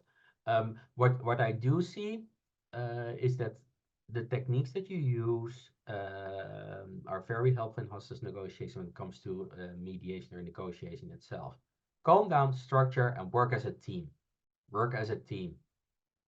That's your that's your key, and have respect for the other side.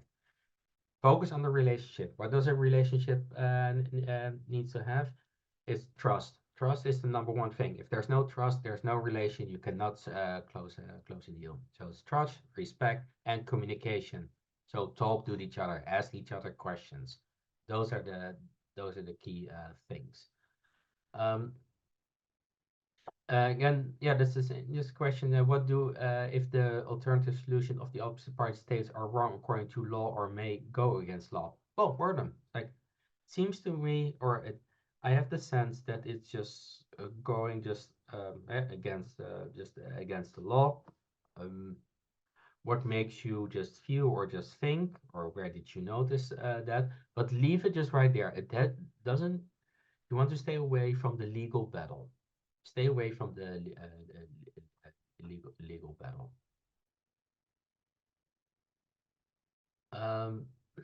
Yeah, these are just all just more discourse thing.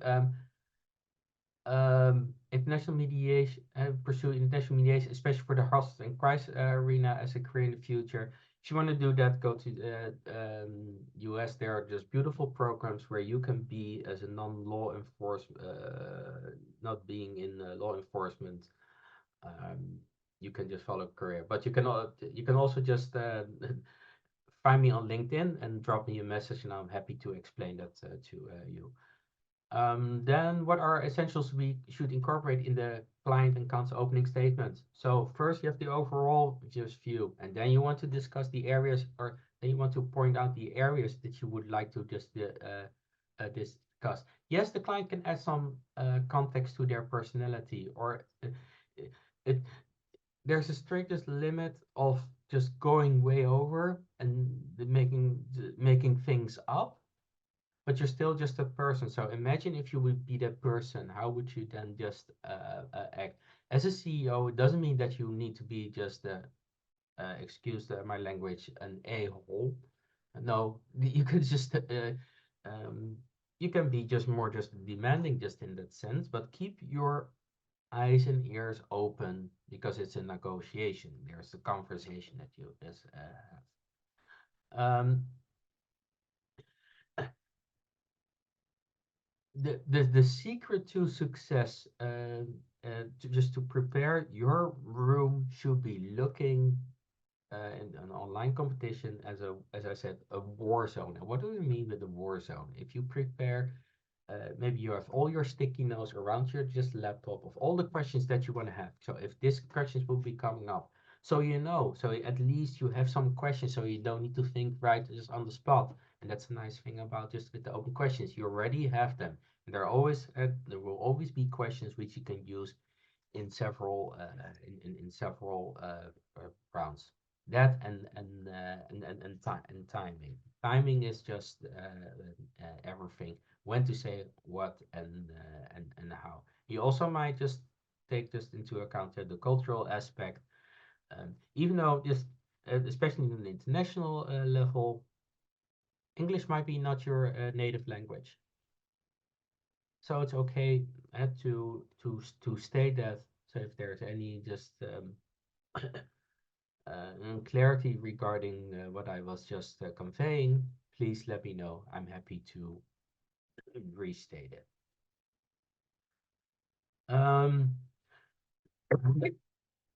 What is the use of the button and the button in the mediation? How do we subtly bring it up, or should we bring it up? It's up just to yourself. These are just, there's information that you have, and there's information just you just disclose. And but I believe it's more of your area just of focus, how that actually is not them. What you also just see, if clients and councils, you put up just for numbers, and these numbers could be either just anchors, like okay, that's something I can we can think of, because first numbers, they're not already set in stone. They're just only just talking points to have just the conversation going. So have it just for yourself and just see how much room just you have. But you also want to, but at the same time, you also want to explore the other sides room just to negotiate and have that proper understanding. Numbers out means you have a conversation. How to move forward with negotiating if both parties are in deadlock? It's really simple. You just ask them first, and otherwise you can call for a caucus. So first thing, like, okay, it seems to me that we're going around the circles. Seems to me that we're just stuck. What do you need in order to move forward? Or how can I help you to get out of this impasse? Simply ask. Two, just clear, crisp, simply just questions. Is the mediator allowed to use the chat box in Zoom meeting? Depends on A, the competition, B, uh, on the mediator itself. But normally it's always just helpful to have certain just thing stay just in the chat box. However, be aware, whatever you say in the chat box stays in the chat box, so it's already out there. So if the mediator would just have the agenda points out, you don't. I would not number them like what first 1, 2, or 3. I would just use bullet points because you can always just go back and forth. Because otherwise, it suggests that there is some sort of hierarchy of importance when you want to discuss topics. With that said, I was going through like a fast train. Also, just given the time, I hope I've addressed all your questions or concerns regarding the mediation and the client counsel. Are there any other last minute questions or comments? And if not, just again contact me on LinkedIn, and you can always just ask your questions right there. I'll be happy to answer them throughout the day. So thank you, and with that said, I'm giving it back to the organizing committee. Thank you so much, sir, for joining today and sharing your valuable insights with us. It was great listening to you and taking feedbacks from all your experiences and your expertise shared today. Thank you so much, sir. Yep. Thank you, sir. We have Josephine ma'am with us in the meeting. I would like to call Harshita to give a brief introduction about ma'am. Thank you, please. Ms. Josephine Pham is the owner and managing director of Resolutions through Mediations, AB, an Australian registered business.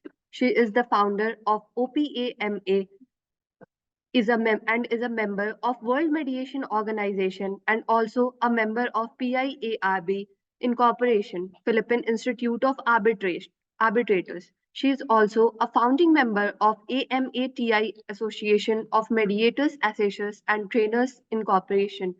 Mrs. Josephine is an accredited member with the Community Justice Centers for 37 years and works on a co-mediation or solo model under the CJC process of conflict resolution. We welcome you, ma'am. Thank you. Good afternoon, everyone. I'm not on mute, right? Good afternoon, everyone. Can you hear me? Yes, ma'am, you are audible. All right. Is it possible to share? I've got some power slides. Yes, ma'am. We have your slides. All right. So I'm just going to let you put that across. I'm not very much of an IT. And thank you so much for having me today. So I've been asked by Imran to speak about the mediator's role. I will do it in different aspects. I hope I am not going to make you sleepy. Have you had your lunch or a break? Did anybody, or while you're listening, did you have some break or something to eat? Oh, I can't hear the answer. Anyone? Ma'am, actually, since we had some speakers late, so the break has been cancelled and we have your session right now. All right. So you'll be excused. Just put yourselves on mute, but have something to eat so you don't fall asleep. I'm hoping that I'll make it very interesting for everyone. So you will not feel when your stomach is making noise. Right. So I am going to discuss the mediator's role. Iram asked me in the light of a competition. However, like the person who introduced me, it's actually now almost, maybe that was an old information, so it would be almost 39 and a half years. In November, it'll be 40 years that I've been working as a mediator, right? So I might sometimes refer to in the real world, but I'm supposed to concentrate now in a competition angle, or what is the role of the mediator that is participating there in the competition. What I'm going to share to you today is coming from my own perspective of a mediator's role. This is really based on personal observation on participating as a judge in the ICC competitions in Australia, that's in Melbourne, in Vienna, in Prague, Singapore, Hong Kong, sorry,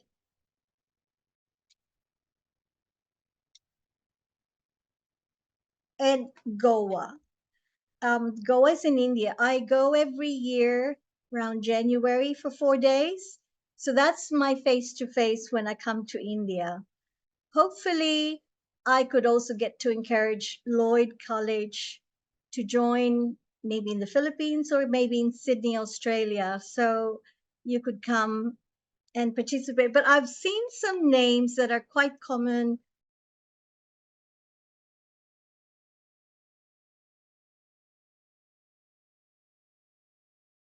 Ma'am, you are on mute. Long ago. Should I begin again, or did No, I ma'am. come?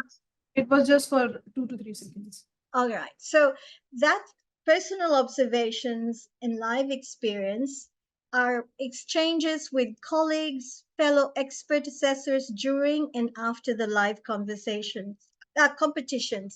Iram have actually given me the experience with SK, your school. I think it would be now 33 editions that I have had the virtual experience, and hopefully one day you will also have the face to face. Now, most oftentimes, the competition, I will first look at the judges, how we assess the mediator's role. So we always looked at, I will just go down my slide. Could you be able to put the next page of the slide? Right. So I wanted to discuss in a learning exercise, the mediator's role, which you have been practicing a lot. And you've been doing a lot of mock mediation. And then there's a discussion on competition of mediators and the negotiators. This is in the learning environment. However, I am sure your college and why you signed up as registered yourself as competitors or competition participants is on this international level is because you want the experience. Why? It's because you guys are going to be the future practitioners. Iram and all the organizing committee, your colleges, your respective law colleges are actually sourcing as much international experts because they want you to get the best out of your experience. So take advantage of it, because really what you're doing in those competitions is actually what we do in our real world, right? So the things that you see, the things that you role play are actually exactly what goes on. There will be maybe less nervousness. Maybe if it's on a practitioner side, there's always a first time.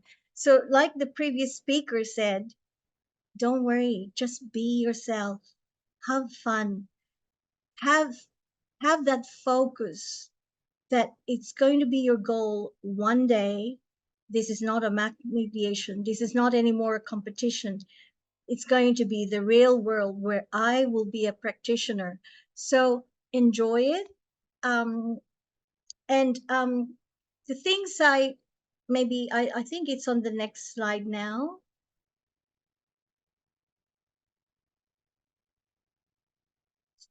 Right. So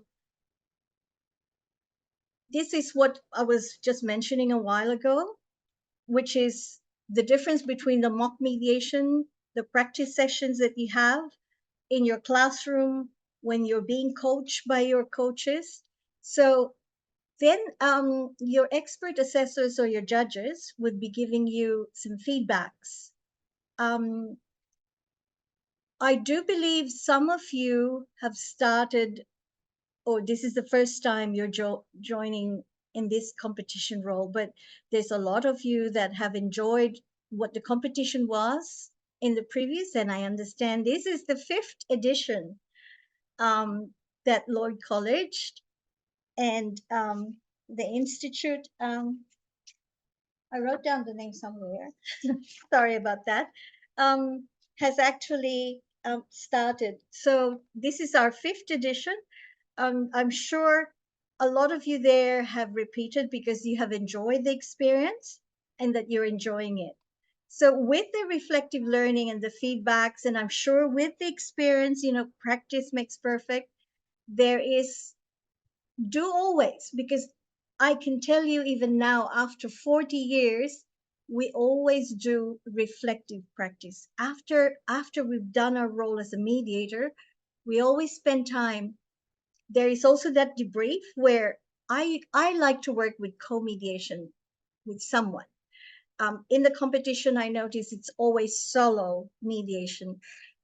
Eventually, we will create, like when it was introduced, I founded the Oceania Pacific Asia Mediators Association. So hopefully we will try to encourage competitions where co-mediation exists, because I believe in the role of the students to be able to be much more relaxed, enjoy the experience, is to do it. And we will pair you up with a real mediator so you could get and learn the technique. And I'm sure in your finals of the competition, you always use a real mediator. So observe them, because that's what's going to happen. Right. I don't know if it's the next slide would actually break down now and the significance of your role as a mediator. So your role as a mediator, I think the most important, you as contestants, and also if you do become real mediators, what is the most important that you need to do? It's preparation. Read your case notes. Focus on it. Don't read it like 30 minutes before. I know in competition they give it to you. Is it an hour? Can someone answer me? Any of the organizers? Could someone share with me? In other competition, it's just given an hour before, or is it a day before? Could someone help me? Hello? Ma'am, could you please repeat?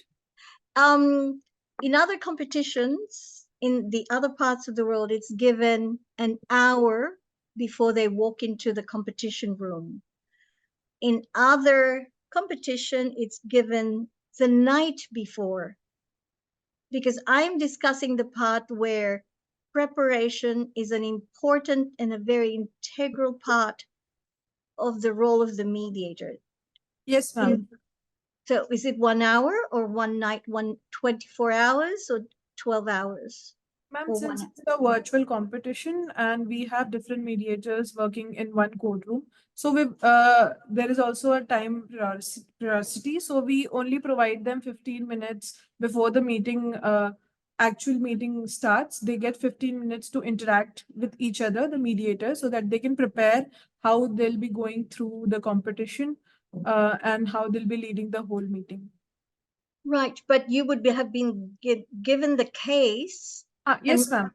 an hour or 15 minutes before. The mediation problems have been given to them from now. Right, right. So in real life, or even if it is an hour, spend that time wisely. Why I'm discussing the role of the mediator, preparation is very important. Remember what the previous speaker told you, everybody, where he said for you to be yourself, and I'm also saying for you to have fun. However, the first 30 or hour before you walk into that competition room, prepare yourself. So you put your mind into that role of the mediator where you study the case, because in real practice, you also prepare yourself. So you looked at as much as you can the scenario, the alternatives, what the problem is. There are so many things as a mediator normally needs to prepare. So usually in if on co-mediation, we tend to ring each other 30 minutes before, but we would get our case notes or the cases maybe a week before or a day before. But there are instances when in the courthouse, the judge would say, right, I don't want to hear this case. I want you, all parties, to go to a mediation, go to the next room. And then he finds in the courtroom or rings the office if there was on site a mediator. That's why I'm called a community mediator. So where usually have duties to be in the court. So you're given like 15 minutes before that. You quickly read the case notes, but usually the parties expect you to be in tune with their case, whether it's the other side or the other part. So, how important it is for a mediator, because the teams look up to you for you to be able to follow the process. That's a very important thing. And it's the mediator who actually control the process of mediation, but it's the parties. If he's a good mediator, he lets the parties flow with the process. He empowers them. And this is sometimes when I make my criteria, I don't really give good points to a mediator that interrupts a lot. So try not to interrupt as much as you can when parties are venting. It's very, very important. I also heard our previous speaker where he said only interrupt when necessary and ask relevant question that you're going to prompt them, you're going to motivate the other team to participate, to empower them to explain their side. So there are so many roles that you as mediators need to step up. You need to build rapport with the parties. So don't call them by the company name, call them by their first name, even for the counsel. So if the client, so make sure you do a mind map on a piece of paper on your desk, scribble so that side. So have some strategies so that even the expert assessors say, we'll mark in our criteria, you know your job, you know what you're doing. So address your parties by their first name or ask them first, how would you want to be called? Make them feel relaxed, right? Because the role of the mediator is so important, whether in that competition or in the real world of mediation. You also check the most important in the beginning part, like the process you explain to them. You look at the check whether they've signed the confidentiality or they have the authority to settle. Those things are very, very important. So again, finding here, what are the ones that we looked at when we assess you? Number one, mediators should create a supportive environment where the teams are motivated, involved, and encouraged. So a mediator doesn't have to talk much, but when he does, it's actually to pull out the team or the other party to speak up. So these are the kinds of criteria we look. So they're facilitating the process. Sometimes you notice that there is an impasse, but a good mediator knows how to deal with it. How? Sometimes, mediators have this trait of a good listener. So you don't interrupt, but you take notes so that when there is an impasse, you throw back a question. And that's where, coming back to that number one on the top of the list, you encourage them to talk because you threw back a question. Sometimes the technique is, remember when you said this, this? Would you explain to Mr. Shiraz or Mr. Patel, what do you mean by that? Or what are your expectations? So you motivate them, okay? Here are some more tips that I'd like the mediators to use. You will get very good points as a mediator if you use this. Use some visualization because sometimes, when they're exploration, or we call it in some countries where competition, they call it the phase of information gathering. In my world, in my practice world, we call it exploration. You're gathering as much information, or you're venting, or they're venting, or they're throwing options, or they're putting up their needs or what they want to achieve. So it's not bad for mediators sometimes to stand up and write that on the whiteboard or on a flip chart. Okay, if you have both, use both. Sometimes the whiteboard has your agenda or your list of issues. And then while they're exploring or venting, something came up. And you need to find the right time. Only get up when there's like an impasse or something that you feel that your parties are stuck. Remember the previous slide where it says the mediator's role is to encourage and motivate the team or the council to speak up or continue with the process, the flow. So use that. Then when you see that they're, how sometimes councils tend to use very legalized terms or something, and in the real world, that's the truth. But the clients are the simple, they're only like in their world, like one is an industrial chemist and one is a government bureaucrat. So they're not very familiar, especially the chemist or physicist is not familiar with legal terms. So what is the role of the mediator? Is to break that down into simple language. All right.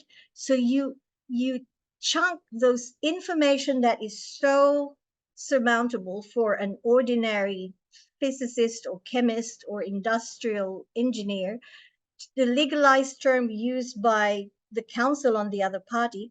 The mediator's role is to break it down. So, and use visual tips. Again, write it down, bring it up. So putting those kinds of techniques, or we call it toolkit, makes the mediation process easy. But it's at the same time, you don't monopolize the mediation. Empower your parties as much as you can. I think that's the most important. Could we have the next slide, please? Right. So the competition serves as a platform for showcasing the essence and effectiveness of mediation to the next generation of mediators and legal professionals. So why do you think I always say to Iram, as soon as she asks me to join or give you a knowledge session or to act as a judge or an expert assessor, is because I wanted to share to you, everybody that's here today, because we know you're going to be the future practitioners. These are learning exercises, what you're going through in this competition. Enjoy it. You don't get to learn the role of the mediator instantly, but if you put it in your heart that you're there to empower the parties, assist the council, to assist their clients by asking open-ended questions, clarification, and the most important, I heard the previous speaker, reality testing. That's the most important role of a mediator. Reality test as much as you can. Why? Because when people are, throwing and putting across the table options, strategies, check it out in such a way that the other party is understanding, and you're also trying to shed light, demonstrate the essence and functionality of mediation, because that is your role as a mediator, I think. So I've left this blank because it's criticism on mediation measurement. This is more for us. In competitions, there's so many criteria. Each school or college of law or the country, whether that's in Hong Kong or it's in Goa, always gives us an orientation. So I've left this blank because there's always different criteria or measurement, how the expert assessor is going to gauge. So, but the most important, what I want to share with you is have fun. Enjoy the learning experience, because nobody learns overnight or on the first experience. It's like when you're driving, you still shake. You tend to, so enjoy it as much as you can.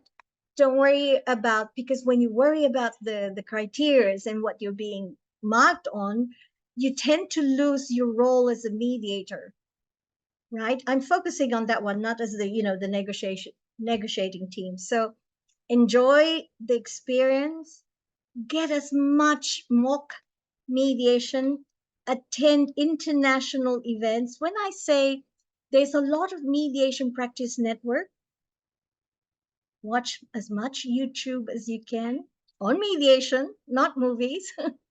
um, you learn.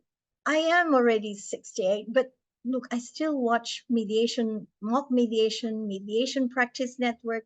We are there outside, out in the world, sharing the experience, because we want future practitioners, yourselves, because hey, we're gonna pass on, we're gonna get old, and we'd like future peacemakers. And mediation is a very, very rewarding career. Could I have the next slide? Okay. What are other variables that you would look at as a mediator, in your role as a mediator?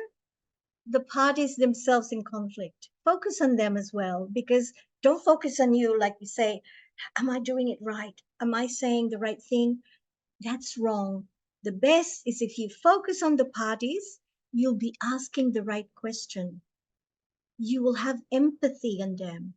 You are actually listening to them. This is what happens. You are actually into the role of a mediator. So don't think of yourself. Think of your parties, and you will actually assume or go into the mediator's role 300%. Very spot on and full on.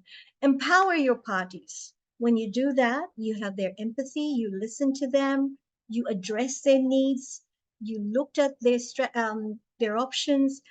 You're actually, the third one, you're actually addressing their lead. You are doing the perfect mediator role. So don't worry. Last one, I think I've got only a few more left. Next one, please. Question and answers. Anybody has a question? It may be too much to learn the mediator role, but the best tip that I said was the last suggestion I make. Focus on the parties. Forget about yourself, because when you stop thinking, am I doing it right? Am I asking the right question? But if you're focusing on the case, their needs, you will actually go with the flow. So anybody else want to ask a question? Maybe we should just go ahead with the next slide. Maybe they will have much later on. You're so quiet. Maybe, if I, as a mediator, think any of the offer is not a good solution, I'm going to have a look at that chat again. Sorry. So let's watch there was a question. I missed it. Sorry about that. Ma'am, I have a question in my chat box. Yep. If I, as a mediator, think any of the offer is not a sound solution, then I should put it in front of them or leave it on the parties to figure it out. Remember, there was a private session. When you find that they're going round in circles and you've got an idea, because a mediator role is not to give an advice. That is more an arbitrator or conciliator. But mediator, but use a private session, because then the way to phrase that is reality test, because you can do it. You can do those, but shift it in and word it in such a way that you're not giving an advice. It's a technique. Do it as if you're reality testing. Now, but don't ignore it, because it could be what they need. So how do mediator can suggest a private session and identify when there's a deadlock? The best way to do it, now, I think we've discussed, you go back to the agenda, and I think we've discussed this, we've discussed that part, and I think you're going around in circles on this one. I think it's time, just be natural. I think it's time to take you to a private session. Or Mayor, I think it's very important that I check things with you, how the mediation is going. So do not wait for them to ask you. You can actually initiate it. Right. What's the best mediation strategy to handle a situation? What situation is best mediation strategy to handle a situation? Could it be like so high conflict? What's the best strategy? There are so many, isn't it? Can the person who asked this at least clarify a bit more? Or send us another question just to clarify that one. Now, did I miss another one? Could you please shed light on approach a mediator must use while gathering information? It's exactly the same question queue. Remember, I was just taking notes as I was listening to the other speaker. There, for information gathering, because you want to help the parties, or you yourself as a mediator needed more information, or you're also exploring what is the underlying issue? What's the reason behind why they're so positional on this? Why are they so entrenched in this position, right? So you ask is, what is your concern? Or is there anything that you could tell us to make us all in this room better understand why you are in that position, or in that, I don't know the word to use. Sometimes you use their very word. Why you believe that this is the best solution, or that you would like this company to go with your suggestion. So ask question where you're going to pull out the underlying, because that's the most important part of the exploration or information gathering. Use it to extract as much. If you feel it is so sensitive and it's quite not the right time, use that information gathering when you're in private session with the party that you want to ask that question. All right, so what's the best mediation strategy to handle a question, a situation? I haven't, okay.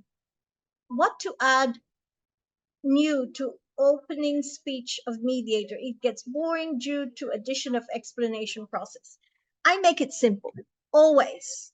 Why? Just say, look, I have some case notes. I'm aware of, make it entertaining because it can get boring, right? And don't be so rigid. Make it to make the parties relax, and always say, look, you might see me writing some notes. Make it so natural. You might see me writing some notes, but I'm going to make sure we will respect the confidentiality, because I will shred these notes that I've written. And I only write them because I just need either to clarify something, but rest assured that all these notes are going to be destroyed. So use normal words. Don't use legalized terms. Don't show as if you actually memorize a cue or a script. That's the worst thing. when it's scripted language, it gets boring. So try to use your own words, relax, enjoy. And the most important, how it becomes not boring, put there that technique of building rapport. So engage, even in the opening statement, engage your parties by using their first name already, and then in between that saying, right, I've got so much papers here, but can I just check with you, Tom?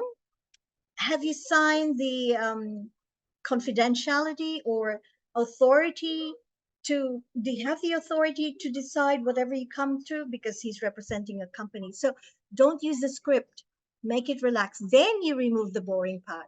Okay, I'm asking this in case of a situation that is sensitive enough to get the parties to go to court. That part is first on private session, second a little bit. I know sometimes in competition it's so limited, right? However, in the real world, ask them, is it what you want? Don't you think, you use you're not selling mediation to them, but maybe you can resolve it in 2 hours, or, you know, come up with options, like sell the mediation essence to your parties. That's sensitive enough to get the parties to the courts. It's your role as a mediator to shift their mind or their position. That is a very important role. And even if you can project that at the competition, you'll be excellent, because you know what? You'll be surprised where your parties might even come to an agreement when they intended not to. Right. At the back, the last slide is my contact details. I think you're entitled to, participants can have receive the slides. Have I missed any questions?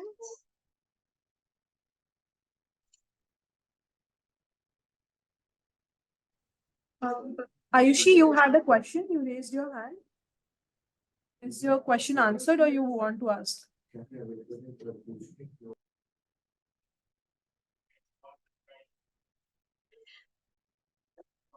I've shared a poem that is in the slides. Have a read about it, think about it, and you will actually get into the role of a mediator. Because if you listen and you remove your self-consciousness about just you, whether am I doing it right, focus on your parties, and you'll be surprised, it will just flow. It will become natural to you, because really mediation is a life skill. You would have had that, or you would have experienced your parents doing that. You might have acted while your siblings are fighting, and it's just that because you were listening. What were they fighting about? So pay attention, and if you get into the role, you will definitely be doing the role of a mediator in the competition, and you will get high marks. Thank you so much, ma'am, for the wonderful session. All the answers have been, they have got all the answers from your end. And it was wonderful listening to you. It was a great session for all the participants and for all the organizing committee members too. Thank you so much, ma'am. I hope I didn't make you sleep. No, ma'am. It was a very interesting session. All right, you're welcome to connect with me on LinkedIn. I will actually share with you as much Mediators Practice Network. You can join our organization in Australia. We have very special prize for students, and sometimes it depends on the country or the college. We actually admit you for free, because we want to encourage you. We want to train you as much. We want to share you our experience. Don't hesitate to contact me. All right. Take care, Thank you everyone. so much. And good luck. Good luck. Thank you, ma'am. Dear all, we'll be having a lunch break from 12:45 to 2 p.m. I would request everyone to join us back at 2 p.m. We have a session on drafting of plans, and then we'll have a mock mediation, and at last we'll be having a Q&A with the OC. We'll be telling you all the structure of the competition. So we'll have a break right now.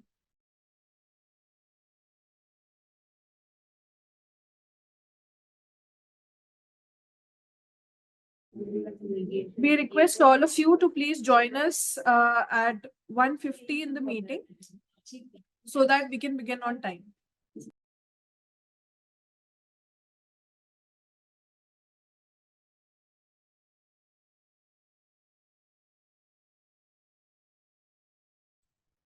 Good afternoon, sir. Can we please wait for 5 minutes so that all the participants can join in the meeting and then start? Dear all, please ask all your teammates to join the meeting as soon as possible so that we can start the session on time.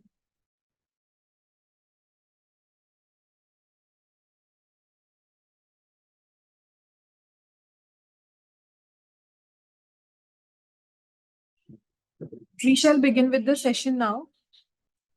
All the participants, you are required to ask your teammates to join in as soon as possible. This is very important session for you all to know how you'll be drafting the mediation plans, because it is scored and we have awards for this thing individually for the mediation plans and negotiation plan.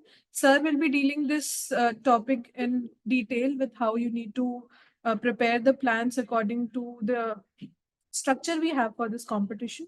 So I'll ask all of you to be interactive with him and have a good session.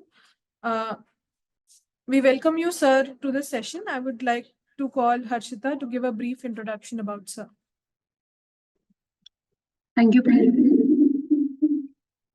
Mr. Inan Gupta, a young member at the WIPO Arbitration and Mediation Center.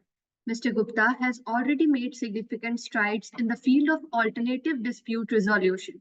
A proud alumnus of Hidyatullah National Law University, Raipur, Mr. Gupta's passion for law and mediation shines through in his dedicated approach to resolving conflicts.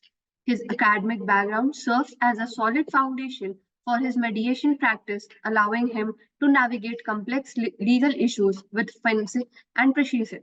He has demonstrated his mediation skills firsthand as both a mediator and assessor for the prestigious THAC International Mediation Competition. Furthermore, Mr. Gupta's determination was evident when he was a key member of the winning team at the FDI Mediation Moot 2022, held virtually out of Kyoto, Japan. We extend a warm welcome to him and look forward to his continued success and contributions to the field of mediation. We welcome you, sir. Thank you.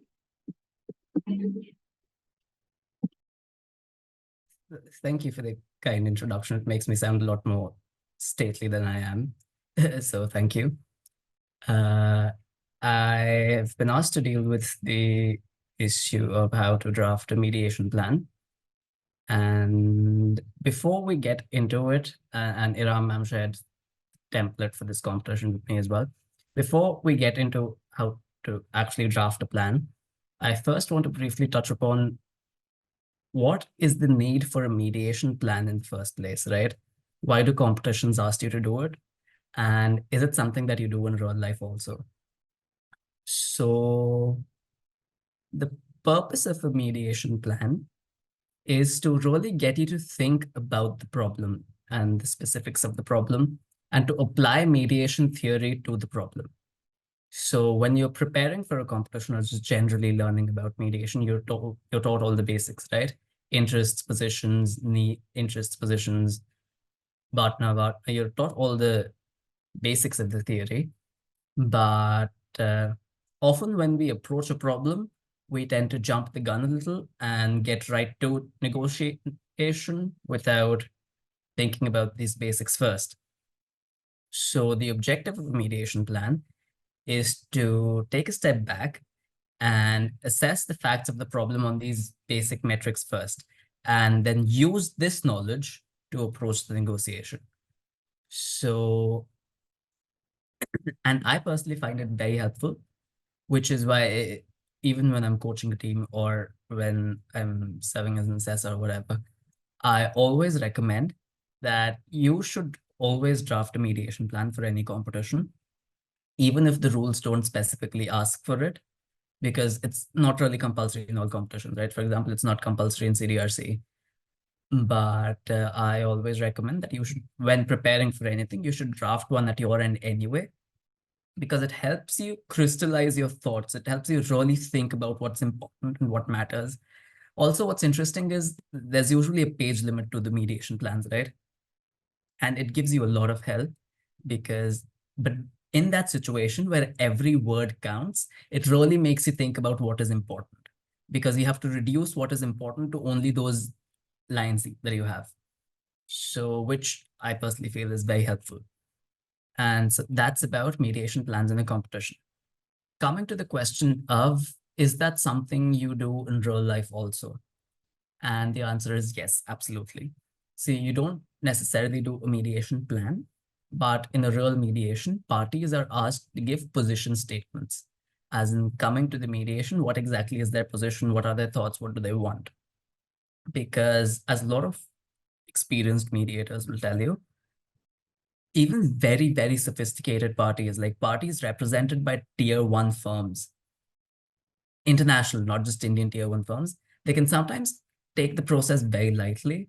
They're just like, oh yeah, something. Because they're so used to arbitration and litigation, they're like, oh yeah, I mean, we're just going to talk amongst ourselves. This requires no preparation, so we'll just spitball it, deal with it as we get to it. Which is a terrible approach. So it often happens that, yeah, you get to mediation and parties have absolutely no idea what they want, no idea what they are. They have very little clarity on what facts are, what they want, what really happened. They're, just rehashing their memories sitting at the table, which is, I mean, it's sort of good for the mediator because you make money per session. But yeah, I mean, it's not a very efficient way of doing it, right? So, which is why position statements come in handy. Now, some mediators, some institutions leave it open-ended that parties can turn them in however they want. Some mediators, I've seen them give template that, hey, fill out these specific blanks, give me this information. So, I mean, it really depends. But that is that. Now, coming to the actual substance of what we've been asked to deal with, which is drafting a mediation plan for a competition. And Iram ma'am shared the template for me with me here. So I will put that up on the screen. And yeah, you should be able to see it now. Yes, sir, it's visible. I'll move this out of the way. Somewhere. Okay, here. Okay. Now, okay, first things first. So some competitions will give you a template, some will not. So ICC has just introduced its own template now. So, I mean, it really depends.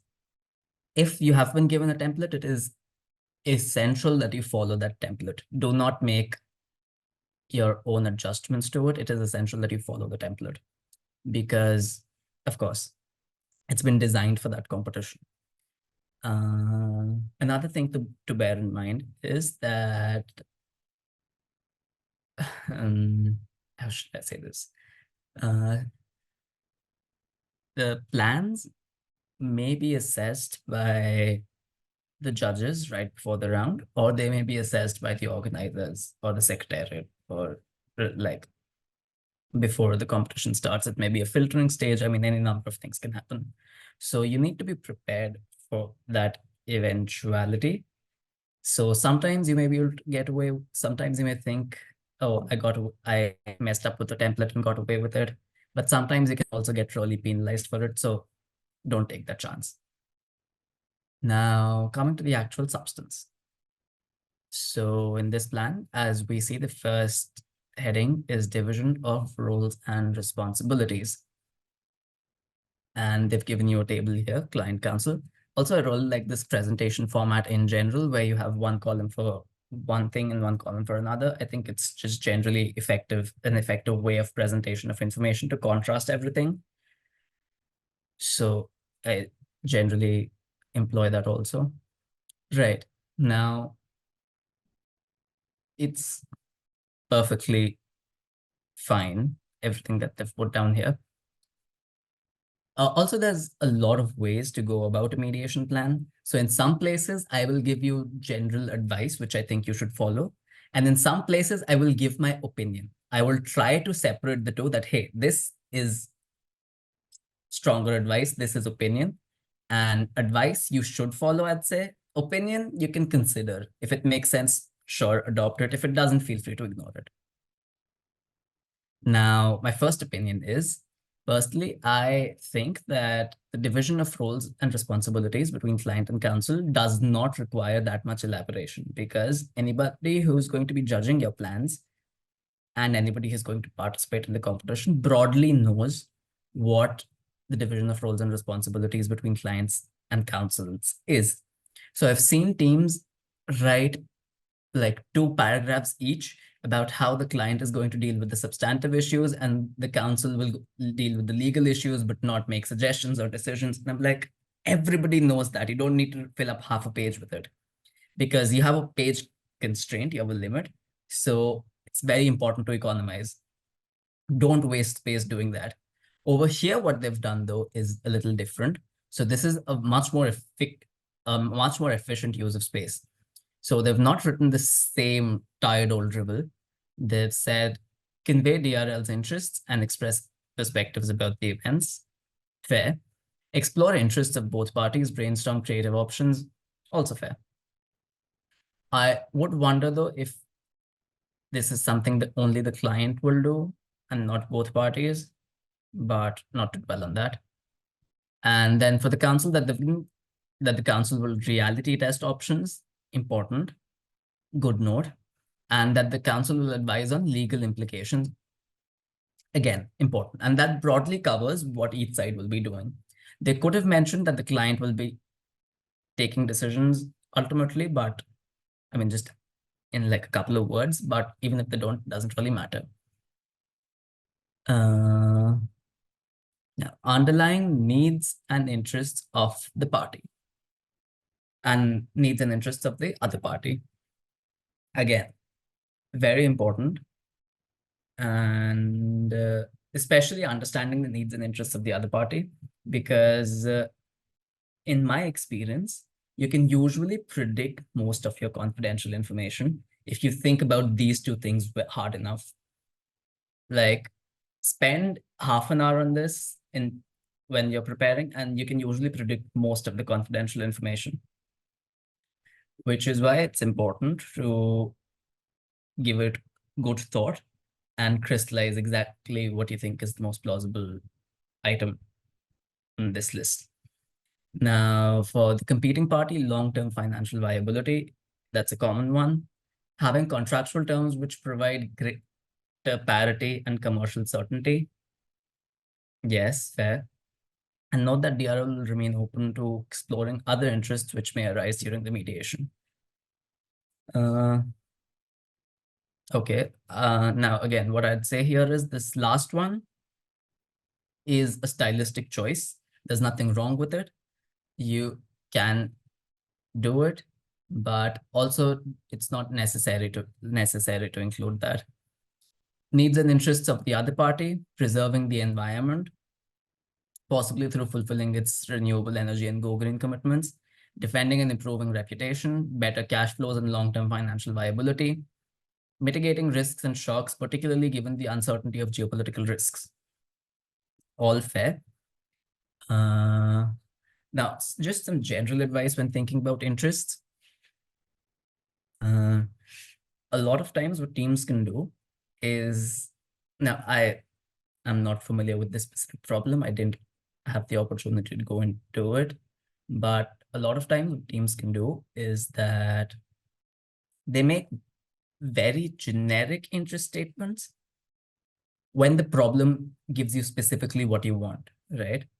So it's okay to say long-term financial viability if that is all you know, if that is all the problem gives you. But if the problem gives you something specific, that, hey, long-term financial viability, and what that means is that we are able to finance our expansion, or we are able to achieve a certain metric of PNE ratio or something. If it gives you specific details of exactly what it means, you can and should include that. But of course, if it doesn't, then you can't.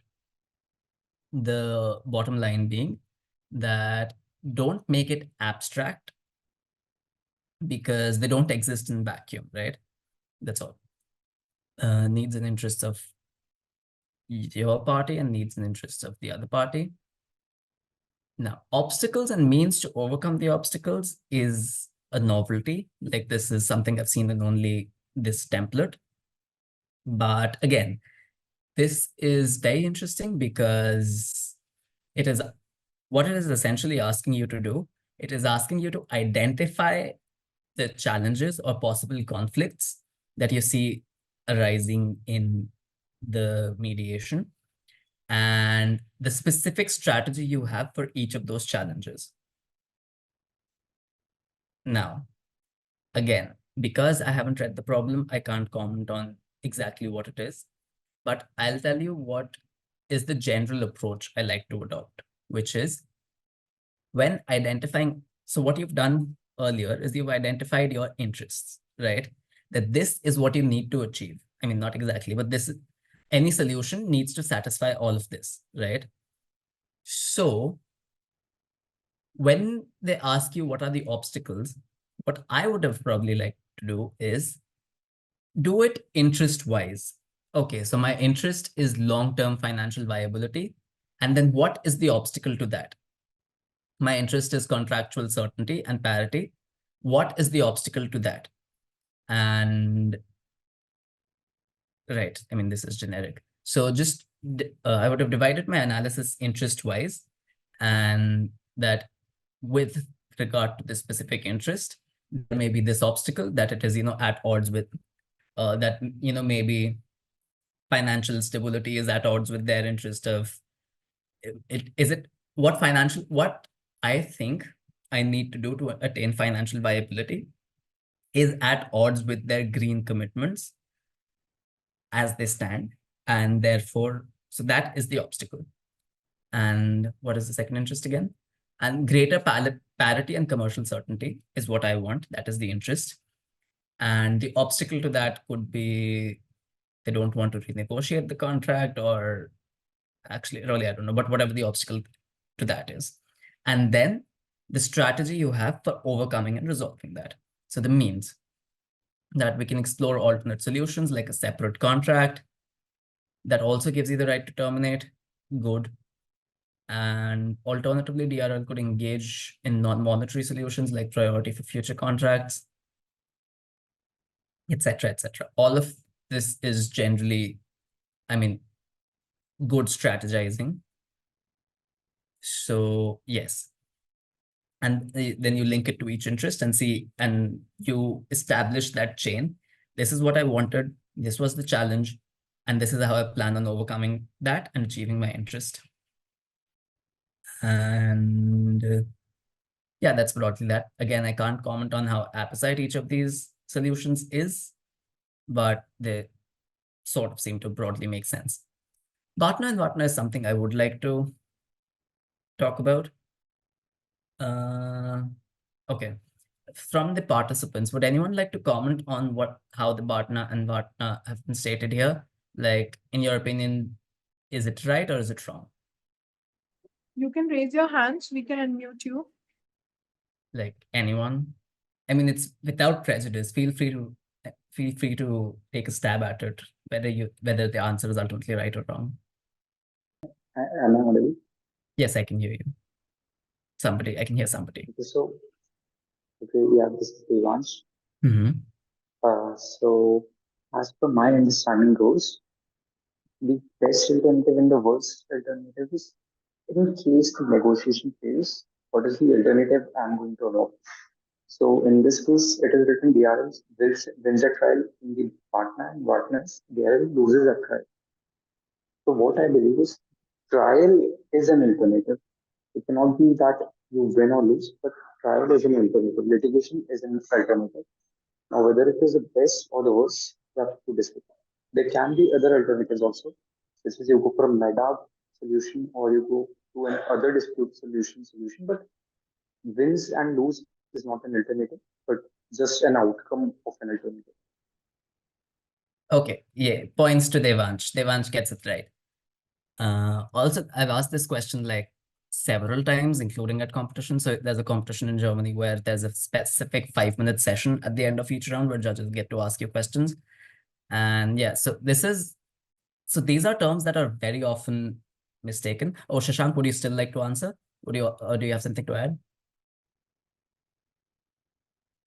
Sir, I'm satisfied with the Vatna, but Bhatna seems to be like I'm not like in a very I'm not like satisfied with the not convinced enough with the Bhatna. Actually, more or less, I had the same answer that ADR more other ADR mechanisms can be used for Bhatna. So Fair, good.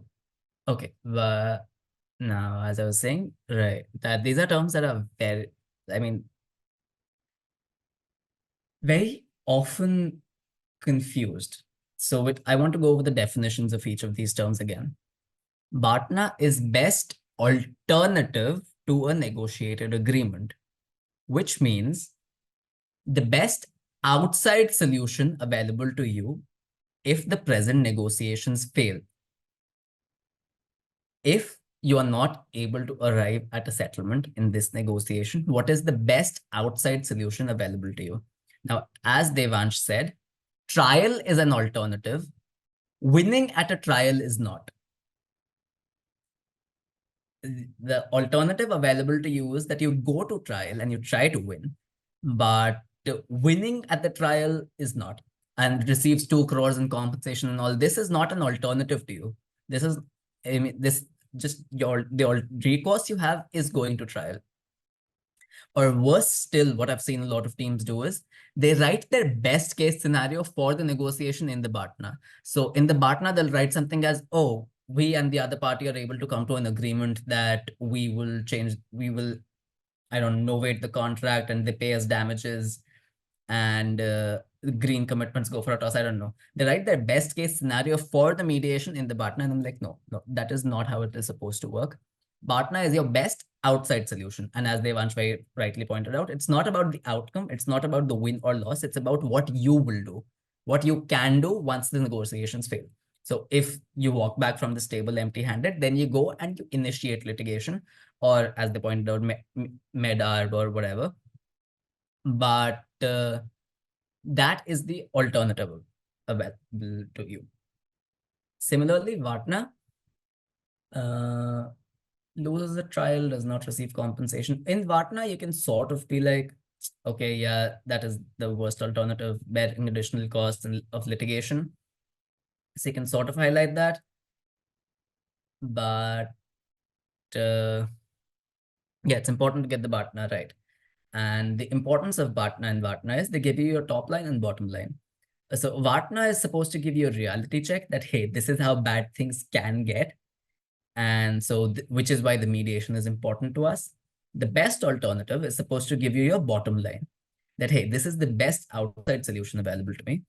So in any case, unless I'm getting something better than this, I'm not going to settle.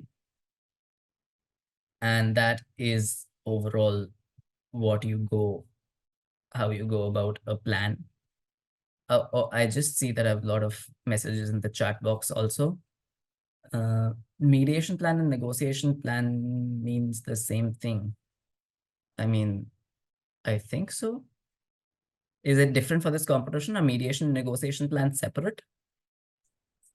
Yes, sir.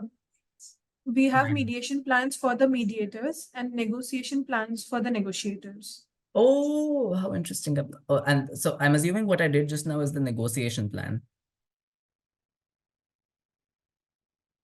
Yeah, it says negotiation plan. Oh, Cassie, good question. Thank you for pointing that out. We will just go into the mediation plan right now also. My bad. Oh, I could have zoomed in. I'm sorry. Also, my bad. Can we not add something to the template? For example, adding the facts of the case at the starting, apart from things that are supposed to be mentioned. I would advise against that, honestly, because A, it's unlikely you'll have enough space. B, if you really, really want to, I would say before, at least a week before the competition, email the organizers and ask them, hey, are you allowed to tamper with the template? Because you can get penalized for it. Usually there's a column in the score sheet. So check in with the organizers.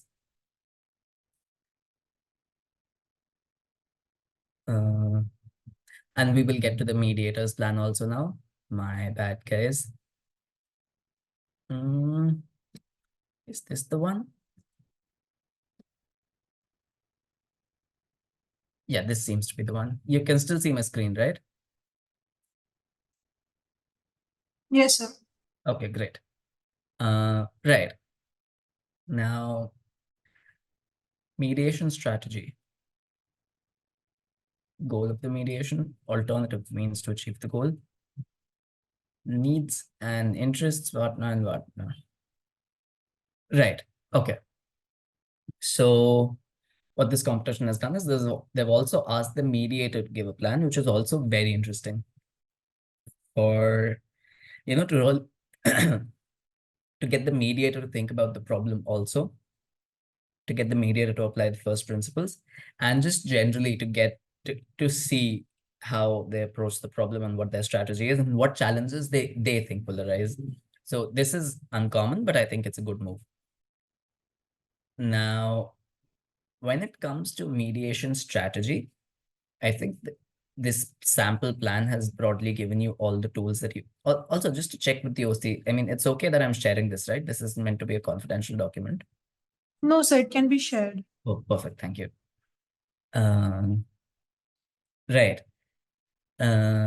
So I think that what you see on the screen here is basically it. It's a nice cheat sheet here. You introduce the parties, you explain all confidentiality, impartiality, etc. You don't necessarily need, I mean, again, this is a personal opinion, but in any written document, I don't need things like this. They're sort of a given, but some judges will want to see that. So, I mean, it really depends. Now, aid in setting the agenda, which is very, very, very important. So since this has come up, and I would have probably liked to see it elaborated on a little more. Now, and which goes to how a mediation session proceeds. So sometimes agenda items are complementary in that both parties want to discuss the same thing in more or less the same order. Sometimes they are really not complementary. One party wants to discuss A, B, and C. The other party wants to discuss C, D, and E. There's only one overlapping item or no overlapping items. Or their priorities are really different. So you want one that wants to go A, B, C, the other wants to go E, D, and C. So over there, it becomes very difficult to manage. And that is where the role of the mediator comes in. So the mediator's strategy could have been active listening, also reflecting and asking questions that, hey, if you do reach a deadlock on anything, especially on the initial issues, what will you do? So you could probably add something to that effect here, that ultimately what makes it on the agenda, whatever is important for the parties to discuss. Now, if you can't decide on what should make it to the agenda, you ask each party, why is it important for you to discuss this? Why is it important for you to discuss it in this order? Why do you think we should take it up first? So you ask these questions. And so you could have, they could have probably put something like that in the strategy, that how do you decide what goes on the agenda? That these are the points that I think are likely to go up on there based on whatever I've read in the general information. But how do we decide what goes on the agenda? By seeing what's important to the parties. If it is not immediately clear what is important to the parties, we help the parties determine that by asking these questions. Wow, that's a lot. And facilitate the mediation process. Preliminarily, the mediator will seek to allow the parties to address their concerns. Good, moving forward. In case of deadlock, okay, they've dealt with this here. Guide the parties to understand the course of friction. Now, again, all of this I mean, this is generally the right idea, but you can afford to be a little more specific if you have any specific ideas. So by reflecting it back to the parties, by asking specific questions, by smart testing things, or any of those basic tools they teach you in like your introduction to mediation classes, you can just mention those here also. May call for a caucus if deadlock persists, to share any confidential information. Yeah, mention of the caucus was a good thing here, but yeah.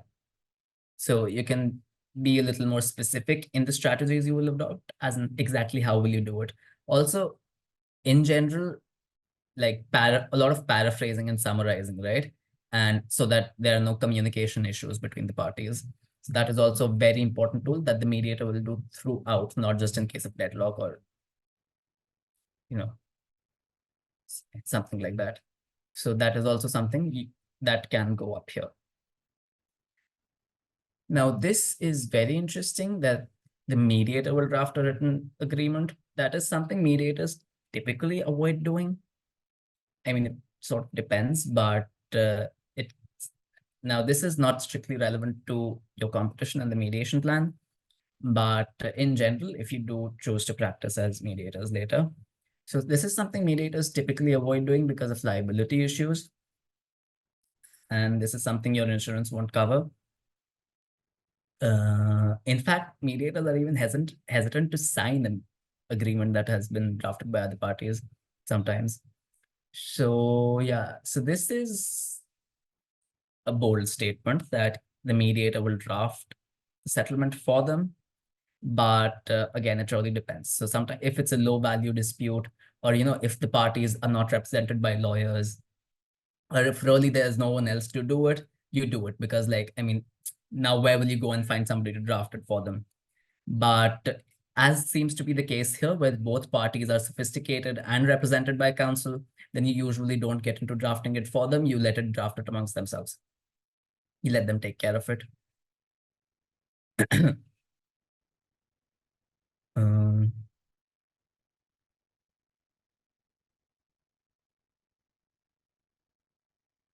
So then we come to the goal of the mediation. Allow both sides to understand the other party's reasons for termination and seeking compensation. Explore whether and how the relationship between LOGC and DRL may be preserved.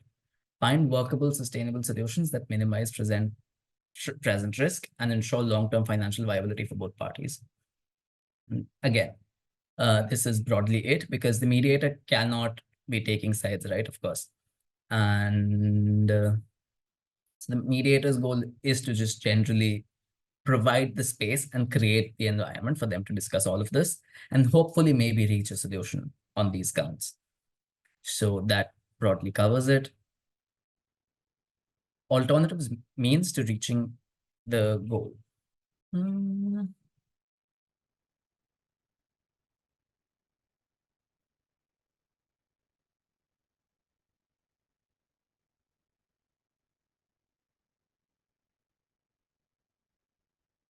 Here's what I don't fully understand. What would alternative means of achieving the goal mean? Because Vatna and Vatna are separate, right? So probably over here,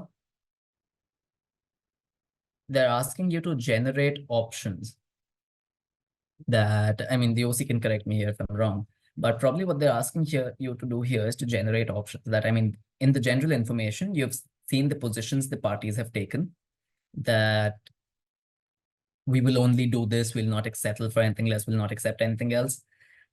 But if you as the mediator see something that allows them to reconcile the seemingly conflicting interests and still achieve their goals, then that is what you put down here.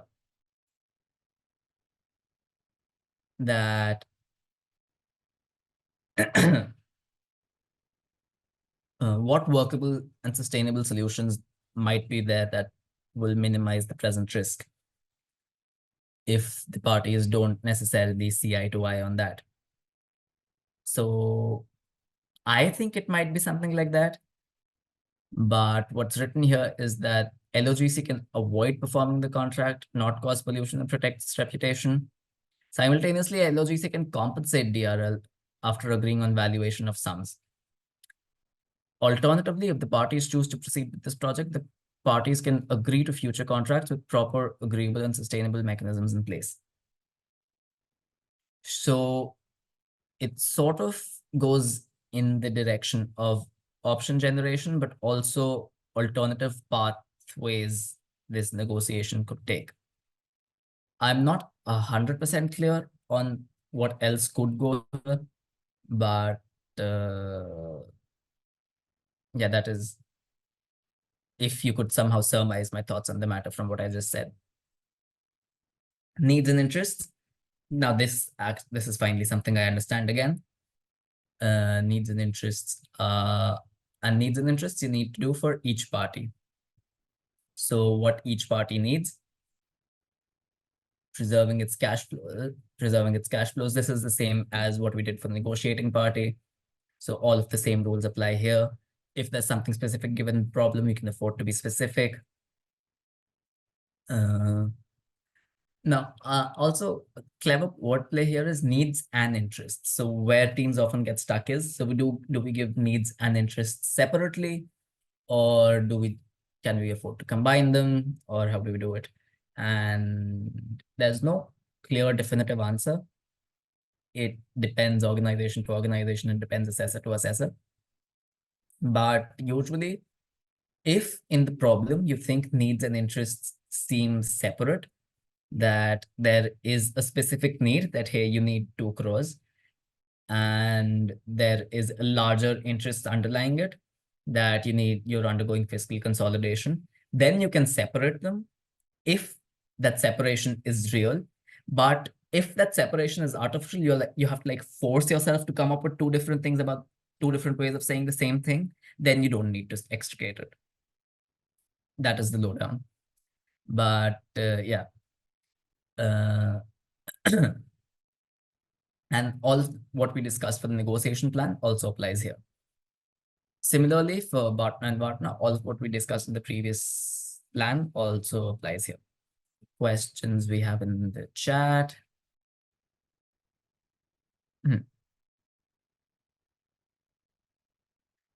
How will a mediator access Bartna and Bartna? I mean, why not? I mean, even from the general information, you can sort of tell what their best alternative is, right? I mean, you won't have confidential information. So let's say if they have, so one party's confidential information might say that, oh, you have an alternative offer from a competing firm. So you won't have access to that, obviously. But whatever impression you can form from the general information, which will always be something, it's not like you can't see anything. So as in this case, I think litigation is the obvious alternative. So that.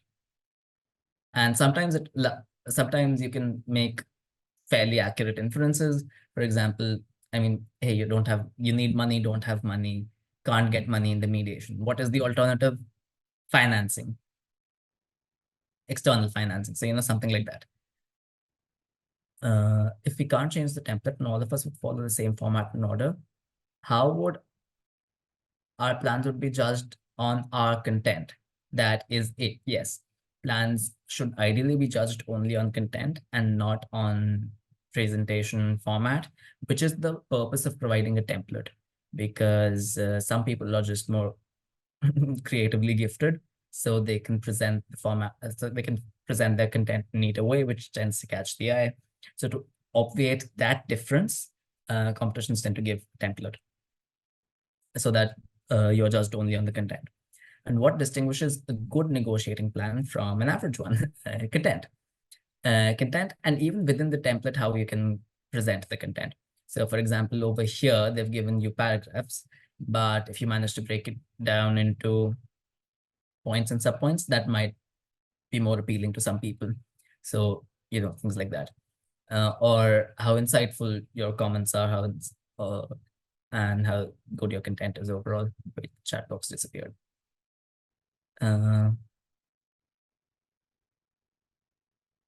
So sorry to interrupt, but Are we running out of just time? no, sir. I just wanted to add a point for the question which was raised recently. So this are just the samples. It's not like the template that you need to make the plans in this format only. They can change the format, but we have provided it as a sample way so that they can refer to these plans and then make their own plans. Oh, okay. So that answers your question also. In which case, if you want to add something, if you want to distinguish something, then you can go ahead and do that also. Yes.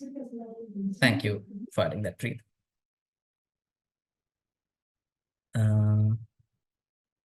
This is an interesting question, what Rishabh Jain asks. All of this seems very generic. How do judges then distinguish between plans in the first 3 pointers you just talked about?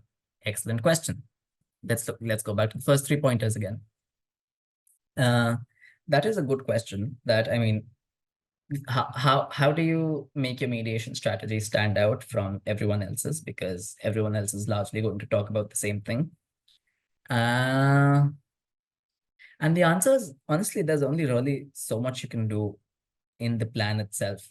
And that's why the plan only accounts for a small portion of your overall score, right? The plan's probably just like 10, max 15%, 20, max 20 of your overall score. So your goal here is to just get an 8 on 10, 9 on 10 in the plan stage. And it's not that only one person can get a 9 on 10. If all of you do an equally good job, all of you can get a 9 on 10.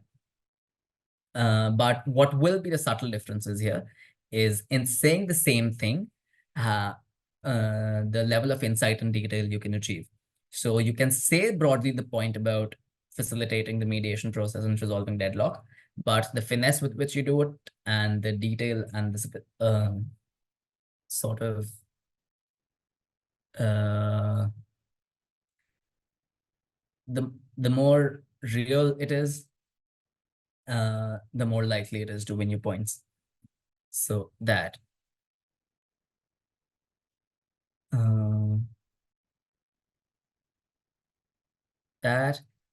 Tips to have a good negotiation plan as well. I think we discussed that in the previous, I mean, we went over the negotiation plan just now also. If you have any specific questions, feel free to ask them. I also, wait, so do you see my Word file now? Or do you still see my, do you still see the previous plan or do you see something new now? So it's the plan only. Oh, wait, then I need to change. I need to share something else now. And this is just a general other format that I found that I'd opened. So yeah, so again, how we did it was interests of one, our interests on one side, perceived interests of the other party on the other side. As I said, division of roles and responsibilities, very clipped, including it only because it's a compulsory heading given in the rules, but otherwise not unnecessarily detailed. Everyone knows what it's there for. Strengths and weaknesses, and then negotiation strategy. So how this was done was goal 1. So what is the goal? However, this is the problem in achieving it. And then what is our specific strategy for overcoming that problem and achieving it anyway? So that and best alternative, worst alternative. This is, again, very similar to everything we just discussed, but I happened to find it. So I thought we'll just take a look at it also in case anybody is able to get anything of value from this. So that was broadly that. If there are any more questions, happy to take them. Yes, Preet, I've taken note of the time also. If anyone have any question, you can please raise your hand or just write in the chat box. Otherwise, we'll proceed with the next mock mediation scheduled.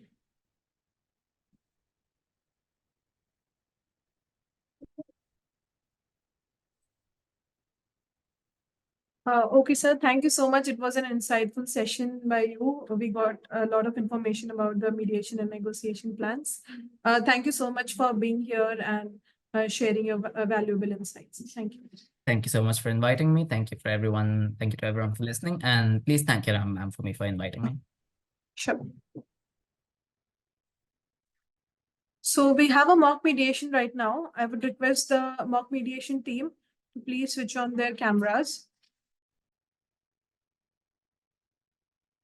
We'll firstly brief you about the facts of the mock mediation which is going to happen, so that all the participants present over here can get a clear insight of what problem is being going to discussed in the mediation of today's.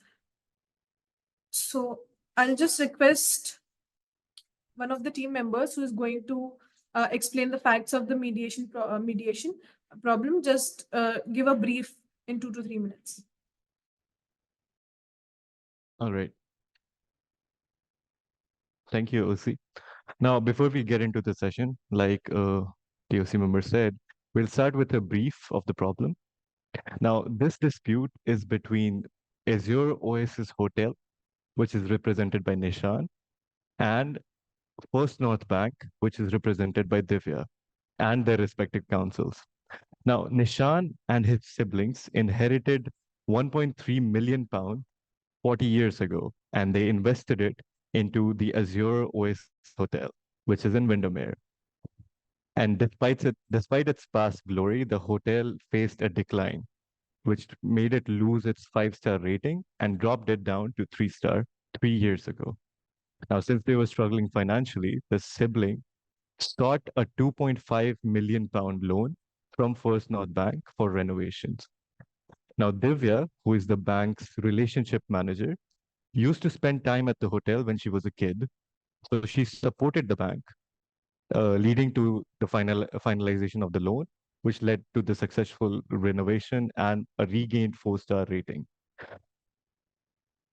However, the expected business improvements did not materialize, which meant the hotel, even though now modernized, struggled to attract a younger clientele. Now, these financial challenges arose, and with the siblings missing a loan installment, that raised a lot of concerns. Now, Nishan and Divya plan to sit together to mediate the situation, to figure out the repayment of the loan.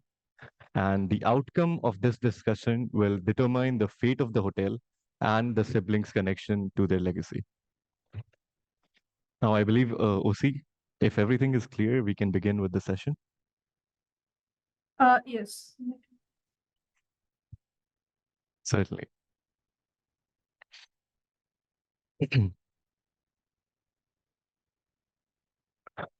Right. Good afternoon, everyone. Good afternoon. It's wonderful to see you all here today. I am Abhishek Tripathi, and I'm along with Rhythm, and we will be your mediators for this session. We are certified mediators who are trained to resolve disputes as the one present before us today. So we are fairly certain that will help you and that you will find this session helpful, considering the time and cost-effective nature that it has. With that being said, I believe we can have a quick round of introductions. And with that, please also state the capacity that you are in here today. I think we can begin with the requesting side. Certainly, Abhishek. Good afternoon, everyone. I believe everyone is doing good in this room meeting today. I am Nishan, and I'm representing the Azure Oasis Hotel today. And I have invested in myself the entire authority to take any decision on the behalf of the hotel. Passing it over to Matthew. Hi, everyone. I'm Matthew. I'll be the counsel for Azure Oasis Hotel for today's session. Good afternoon, everyone. My name is Divya Kapoor. Today, I would be representing the First North Bank. Please feel free to call me Divya, and I have the full authority to represent it. Good afternoon, everyone. My name is Pratham Bose. I am the counsel for First North Bank. Feel free to call me Pratham. Certainly. Thank you. It is wonderful to put names to faces here today. And I would like to thank you for committing to be here.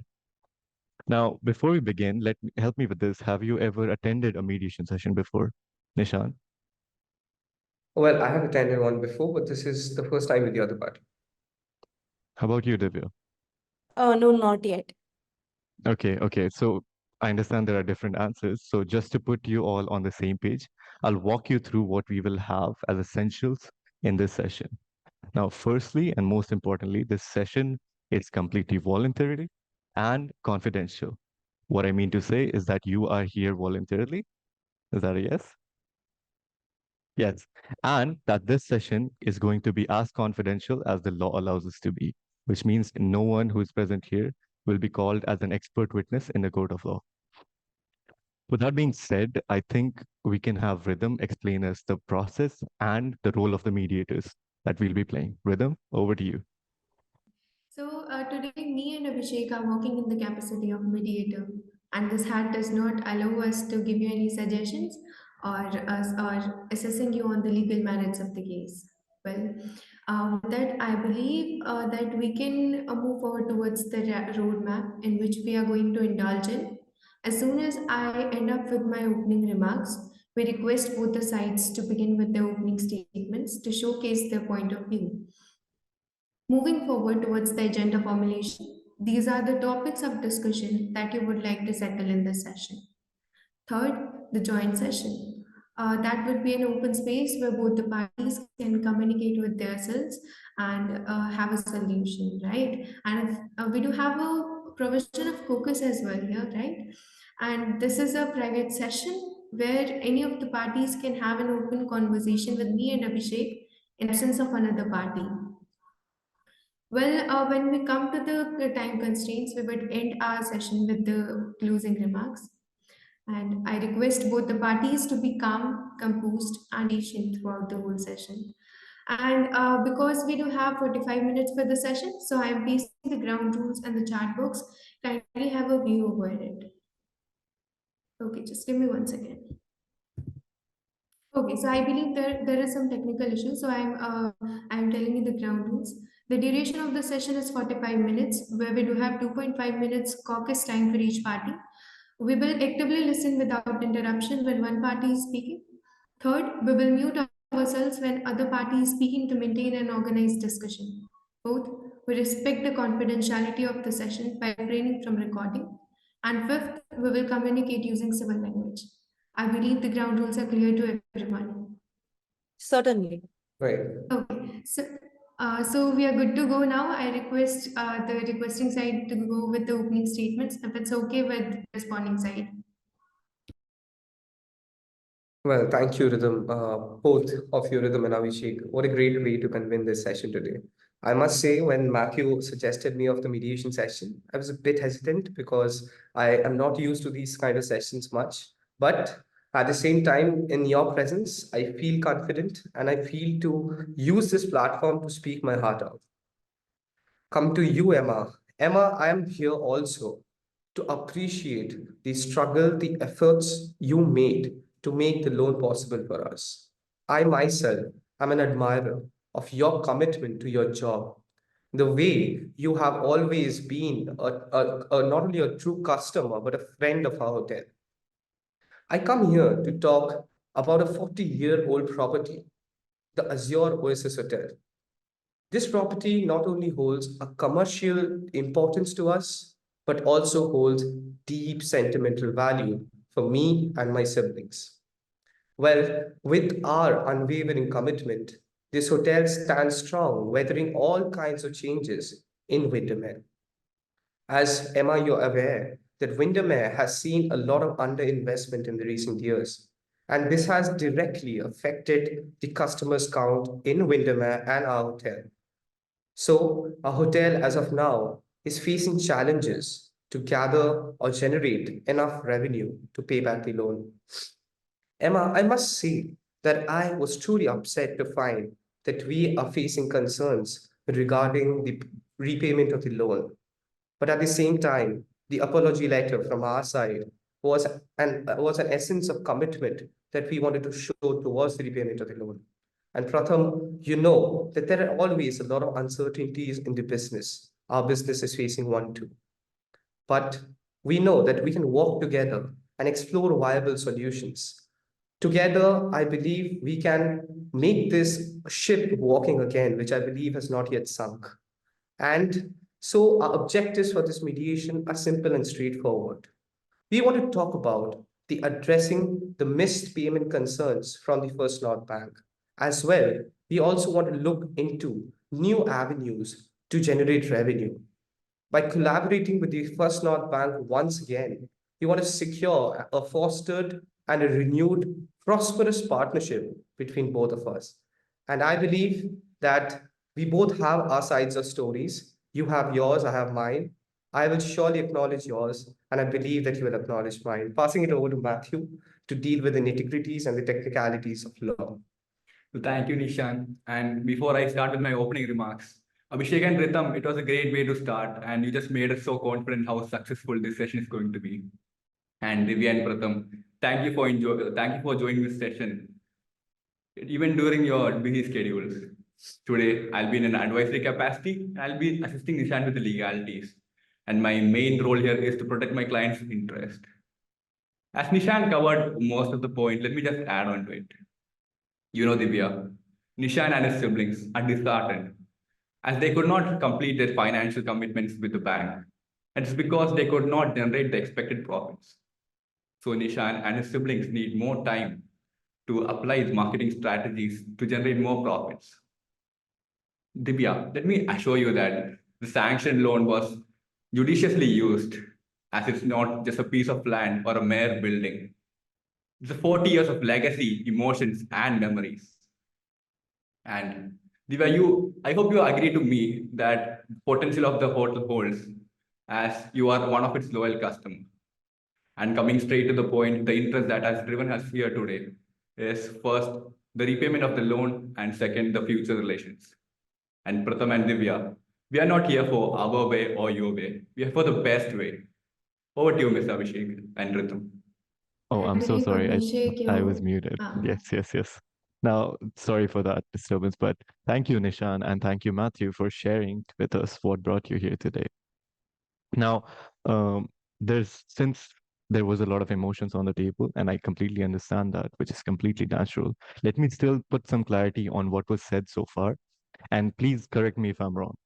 What I heard so far is that Nishan shares a very deep sentimental value to this hotel. On top of that, in the past, there were some difficulty generating revenue.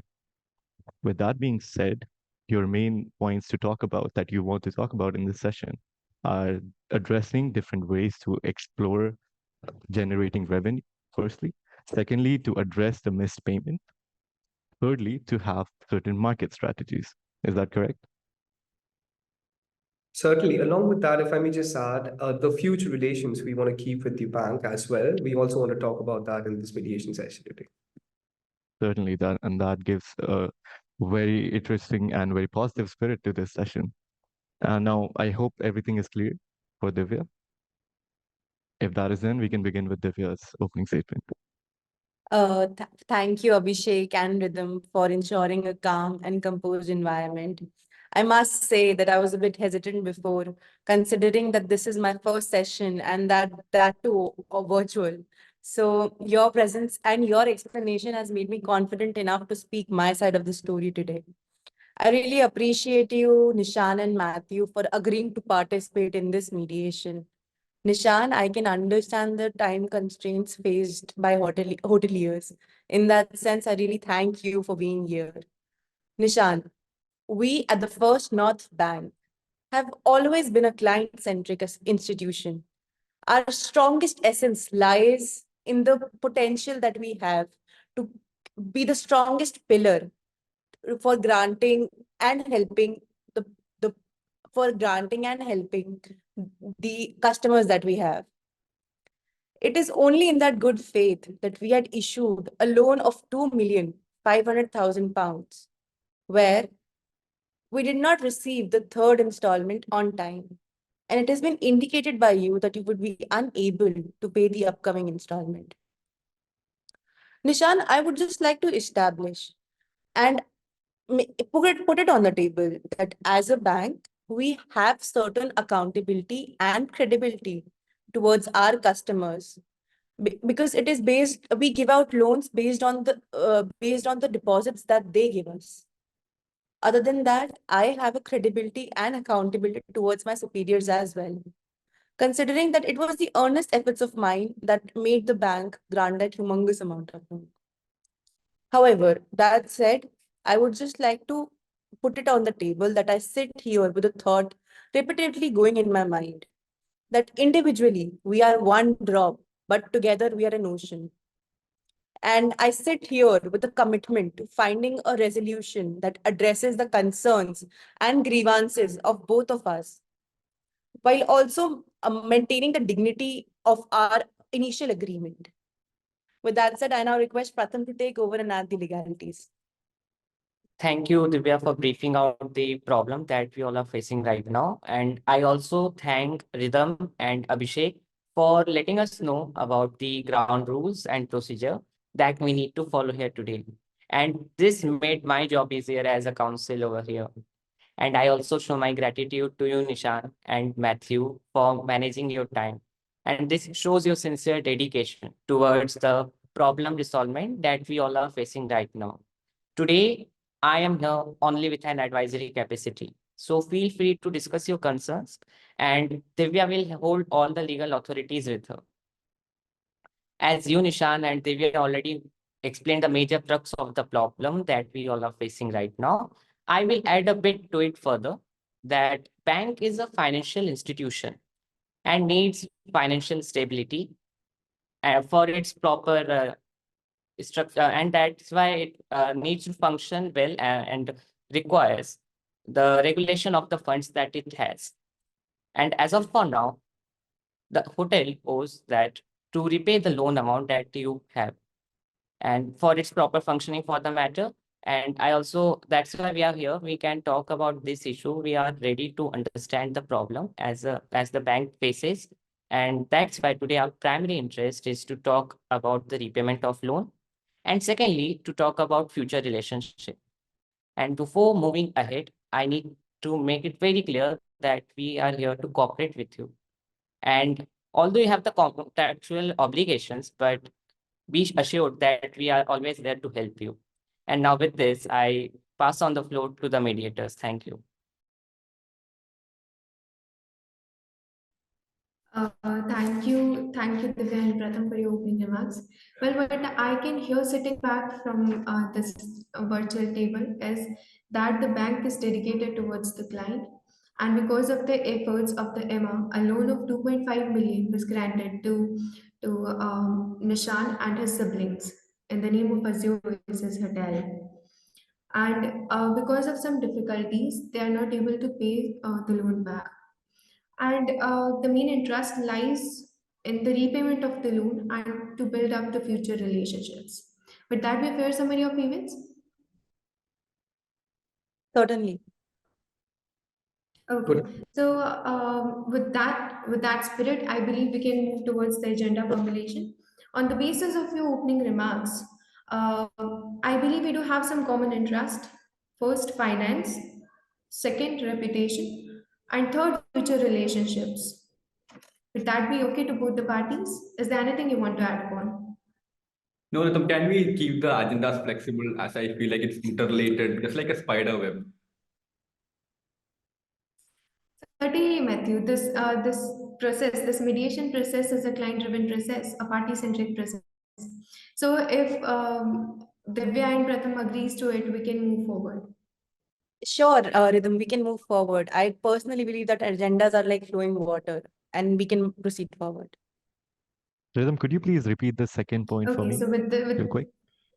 okay, for sure. The second point was reputation. First, it was finance, second, reputation, and third, future relationships. So, with the Thank you, spirit thank of you. cooperation, let's get into the joint session. Okay, I request both the parties to have an open conversation. Your space. Nishan, I understand that there have been difficulties that you are not able to pay the upcoming installments. But I would just like to know what went wrong for my clarity. Oh, certainly, Divya. I appreciate your question. And I wanted to be as crystal clear to the bank with whatever going on here.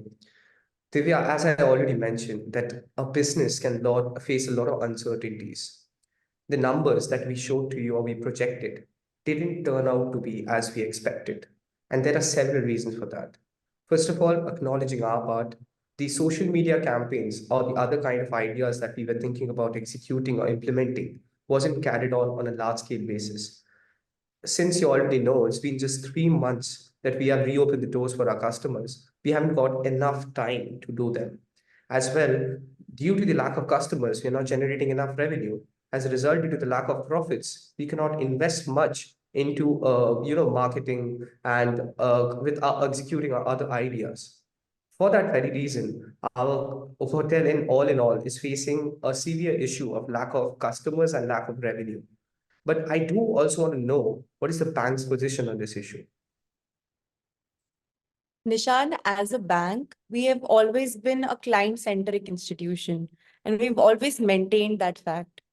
And we are ready to help you in any way possible that we might agree to on this mediation table. But I just want to know that what ideas do you have that puts you in the position to pay back the loan money? Right, Divya. So no one can deny, even Pratham will resonate with you, that the potential social media holds in 21st century to grow a business. And certainly we would want to use the best of it. We are thinking of approaching several marketing heads and getting the best of ideas to use media to promote the growth of our hotel. I mean to reach the word out that Azure Oasis is back again with the newest of renovations, multi-state art kitchen, new finest rooms, and everything. As well, we also acknowledge the fact that there has been some misgivings on our part in the accounts management. And to deal with the financial problems, we are also thinking of approaching a financial consultant service, which can help us to deal with these problems in a more efficient and proper manner. But at the same time, we are facing the crux of resources. We don't have the adequate revenue to do all these. So we come here to ask help from you. Rhythm, if you could please help me clarify the points.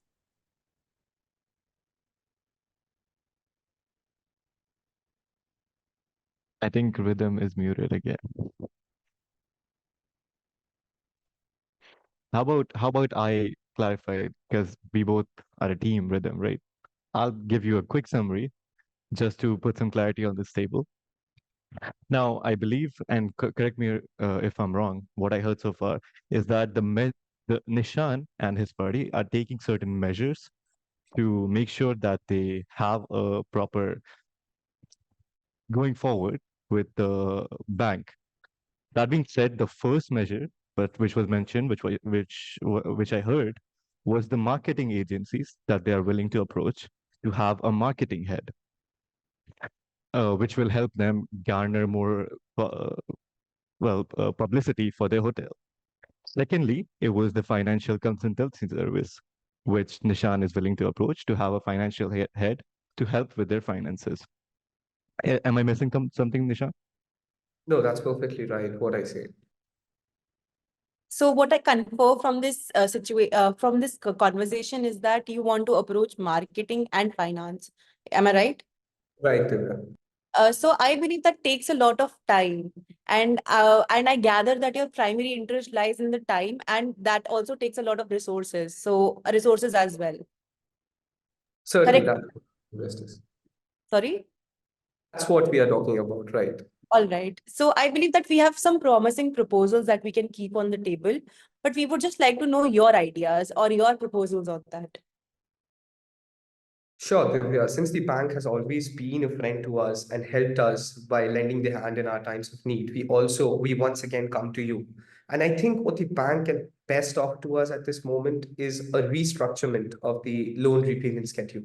As you know, what we are thinking of is a deferment in the loan schedule, or we can talk about reducing the quantum of money. Matthew, if you may please crystallize my thoughts. Yes, certainly, Nishan. So, Divya, what we are seeking here is a deferment of the loan or a temporary suspension for the next few months, which will be paid in the last few installments. Right. And additionally, we are ready to give interest for the deferred months. How does that sound, Divya and Pratham?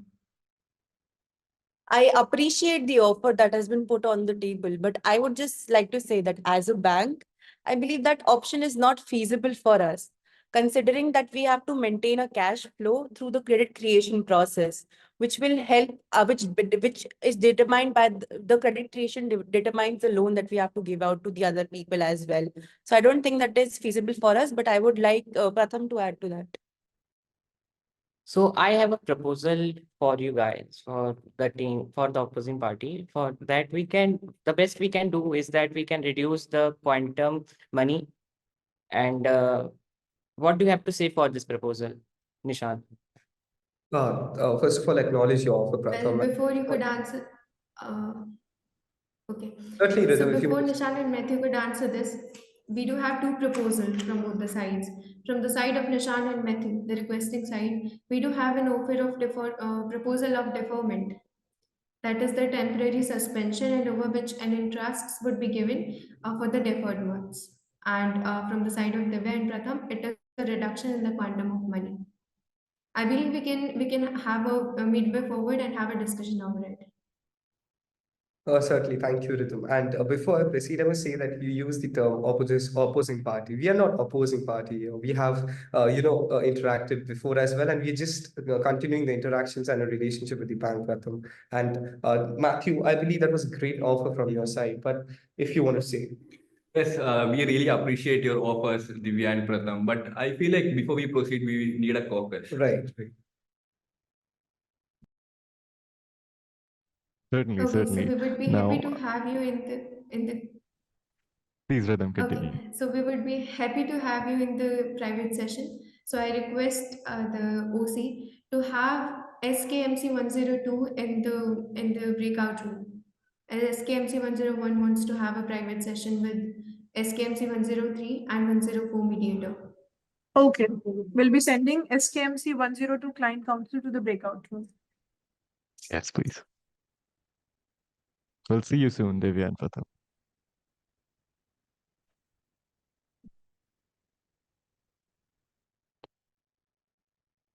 You have been assigned with the room. Please join. Excellent. Now, before we begin with this session, Nishan and Matthew, I must tell you that this session has another layer of confidentiality, which means that anything that you tell us here is completely confidential and we won't confide it with the other party unless you expressly mention. Now, how are you feeling so far? Right, I've been feeling great well, but I felt that there was some certain kind of deadlock that we were reaching, and I just wanted to diffuse off the tension element from the room. That's why we approached you for this caucus. Certainly. And to What add can on we to talk that, about? certainly, to add on to that, what I really wanted to convey through you is that we have gone wrong in some of our calculations. We had some projections made before the renovations, and the projections did turn out to be wrong, as mentioned by several reasons I've already mentioned. But that makes us stand in such a position that we don't have resources or the money to do the social media campaigning or the approaching a financial consultant. So what we are seeking for, as Matthew also resonated before, is additional help from the bank. And that goes along with the time. Like we are not only talking about, we need time for approaching the social media consultant heads. And during this period, if the loan is waived off for certain months and added up into the later installments, then it will be a very good situation for us. And we are ready to pay additional interest for the increase in the number of installments they make. So that would be a brilliant win-win situation for both of us. Matthew, if you may resonate that. Yes, Nishan, let me just add on to it. So Abhishek and Rhythm, what we are seeking is like we need more resources for the marketing strategy, and we are really seeking for additional financial help from the bank. So Abhishek, do you have any idea or any suggestion like how can we approach them with the same? Certainly, Matthew, I am here to help you with exactly that. Now, I believe transparency is something that we value a lot in mediation. So I would advise you to be as transparent as possible and say this to the other party, to Divya, and hopefully you can collaborate on something. Now, just to summarize what I heard so far, and correct me if I'm wrong, you, on top of the time that you asked for, you also do not have enough resources for the social media campaigning, for which you require the bank's assistance. Is that correct?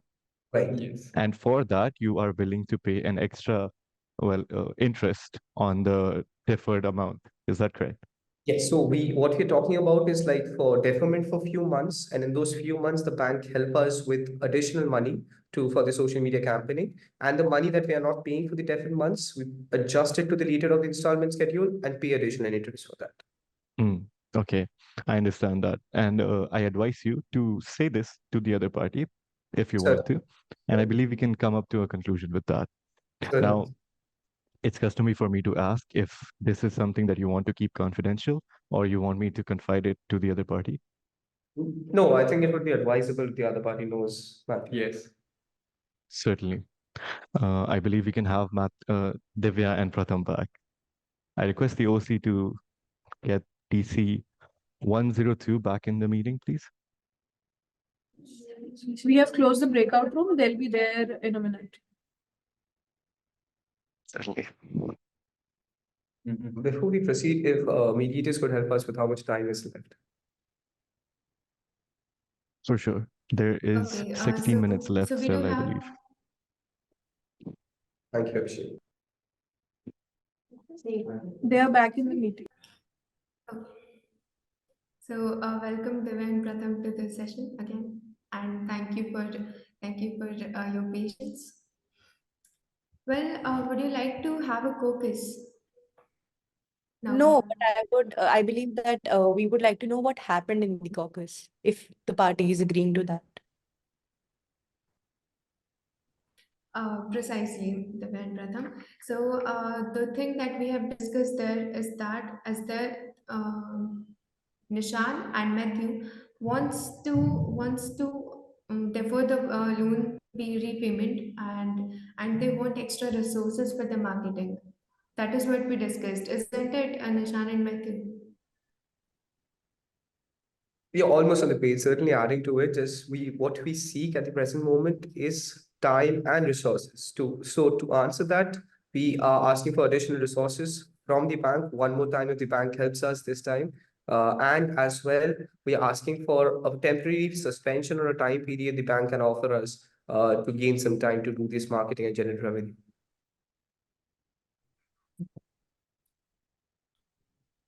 Precisely. I believe Divya and Pratham would like to answer this.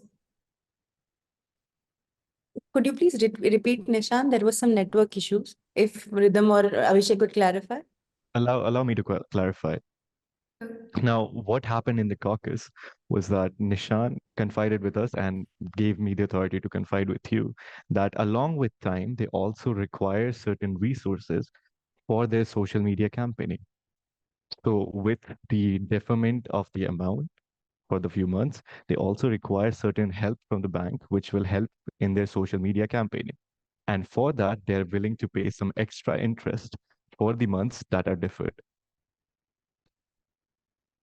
All right. I believe that me and Pratham were just discussing it in the caucus that led while you guys were in the caucus, we were discussing that we need to we can do for the marketing, we can add some additional resources. Isn't that right, Pratham? Yes, yes, yes. So what we discussed is that we can provide you with funds for the marketing as well as advice, consultancy for that matter. What do you have to say with that, Nishan? I think that's a brilliant offer. And what we really seek from you always is that support from the bank is unwavering, and we extend our gratitude to you for it. So if that's okay with both the parties, the mediators, we pin this down that we have decided on one of the agendas, I believe. Sure, Nishan, we have pinned it out.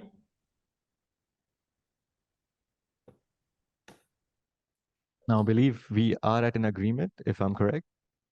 Right. So That's wonderful. And I Can you would just like to, summarize it for me, Abhishek? of course, certainly.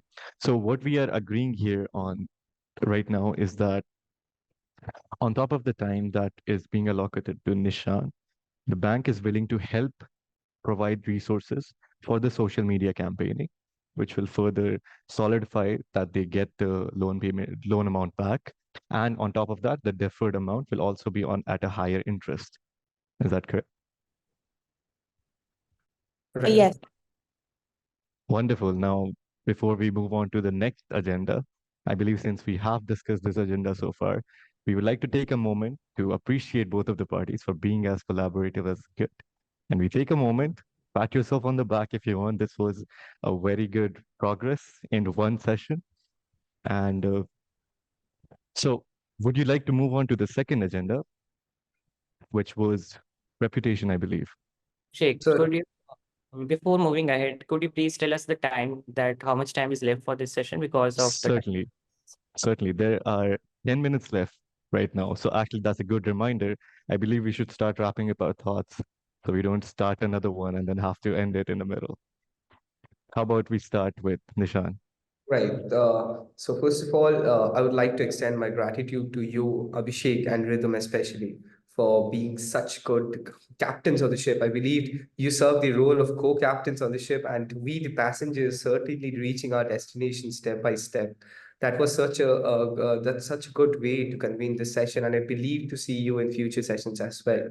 Coming to you, Emma, you were real supportive, as always. Your bank has been to us. We did this session together. We identified each other's interests. We tried to deliver the other party's winning situation as well. We together collaborated to find out new solutions, new revenue streams, and through that, I believe we came to good, formidable conclusions, and we can continue that in future. Passing it over to Matthew. Yes, thank you, Nishan. Abhishek and Rhythm, that is a great session. You just facilitated so well. And Divya and Pratham, like we are halfway there. Like I believe journey of 1,000 miles start with a single step, and the single step was when we joined for the session. And I hope we are a few single steps away from the rest of the agendas, and we'll make it up. And we had a great pace, and we just covered almost the first agenda. And I really appreciate you for being collaborative and identifying our interests correctly. Thank you. I really thank you, Abhishek and Rhythm, for making this process a very smooth journey. And I really thank you, Nishan and Matthew, for helping us to identify your interests and that we were able to come to a common solution and collaborate. And this certainly leaves a new avenue and writes a new positive story in our chapter. And with that said, I request Padam to take over. I believe that the world has developed a lot. That's why this technology facilitated us with talking and conveying our information, even being so far from each other, and facilitated by the mediators. And in fact, I also thank you and congratulate you, Nishan, for making a step ahead towards the success that we both will share in the future.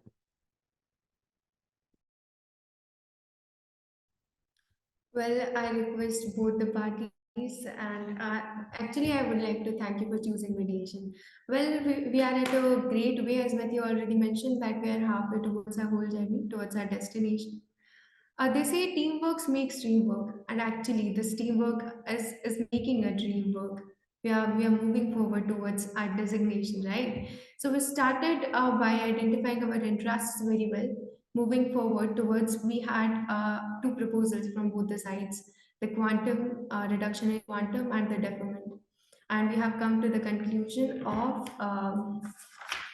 marketing that the bank would provide resources for the marketing and consultancy. So I believe we were at a great pace today. And thank you for joining this meeting, and thank you for choosing us as mediator. Abhishek, would you like Thank to you. add anything? Certainly, just a few closing remarks from me as well, since everyone so expressed themselves so well. I thank you, everyone, for being here, and thank you for having such a positive outlook at things. Now, I truly believe that you cannot shake hands with a clenched fist. And this was very evident from today because we all had open hands, we were willing to collaborate, and that is what I like to see. A lot of progress, a lot of development, and I hope to keep this in the next session. We will contact both your councils to set up a different meeting at whichever date is okay for both of you.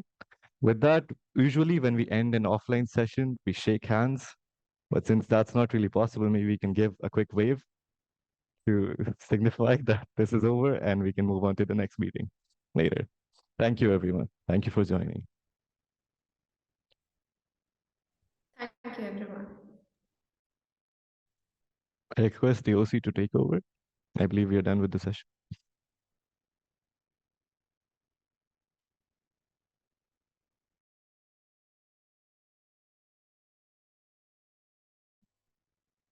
Thank you so much, team, for giving us a wonderful mock mediation session. And I guess all the participants would have an insight of how the mediation process goes in our competition and what is the process of the same. And we were all obliged to listen to you all with great confidence, and the mock was really good. Thank you so much again for giving this session to us. So now let us just begin with the structure of the competition and basic information so that you all are aware about how the competition will go and what are some general instruction for the competition. I would like Vaishnavi to please share the PPT. Thank you.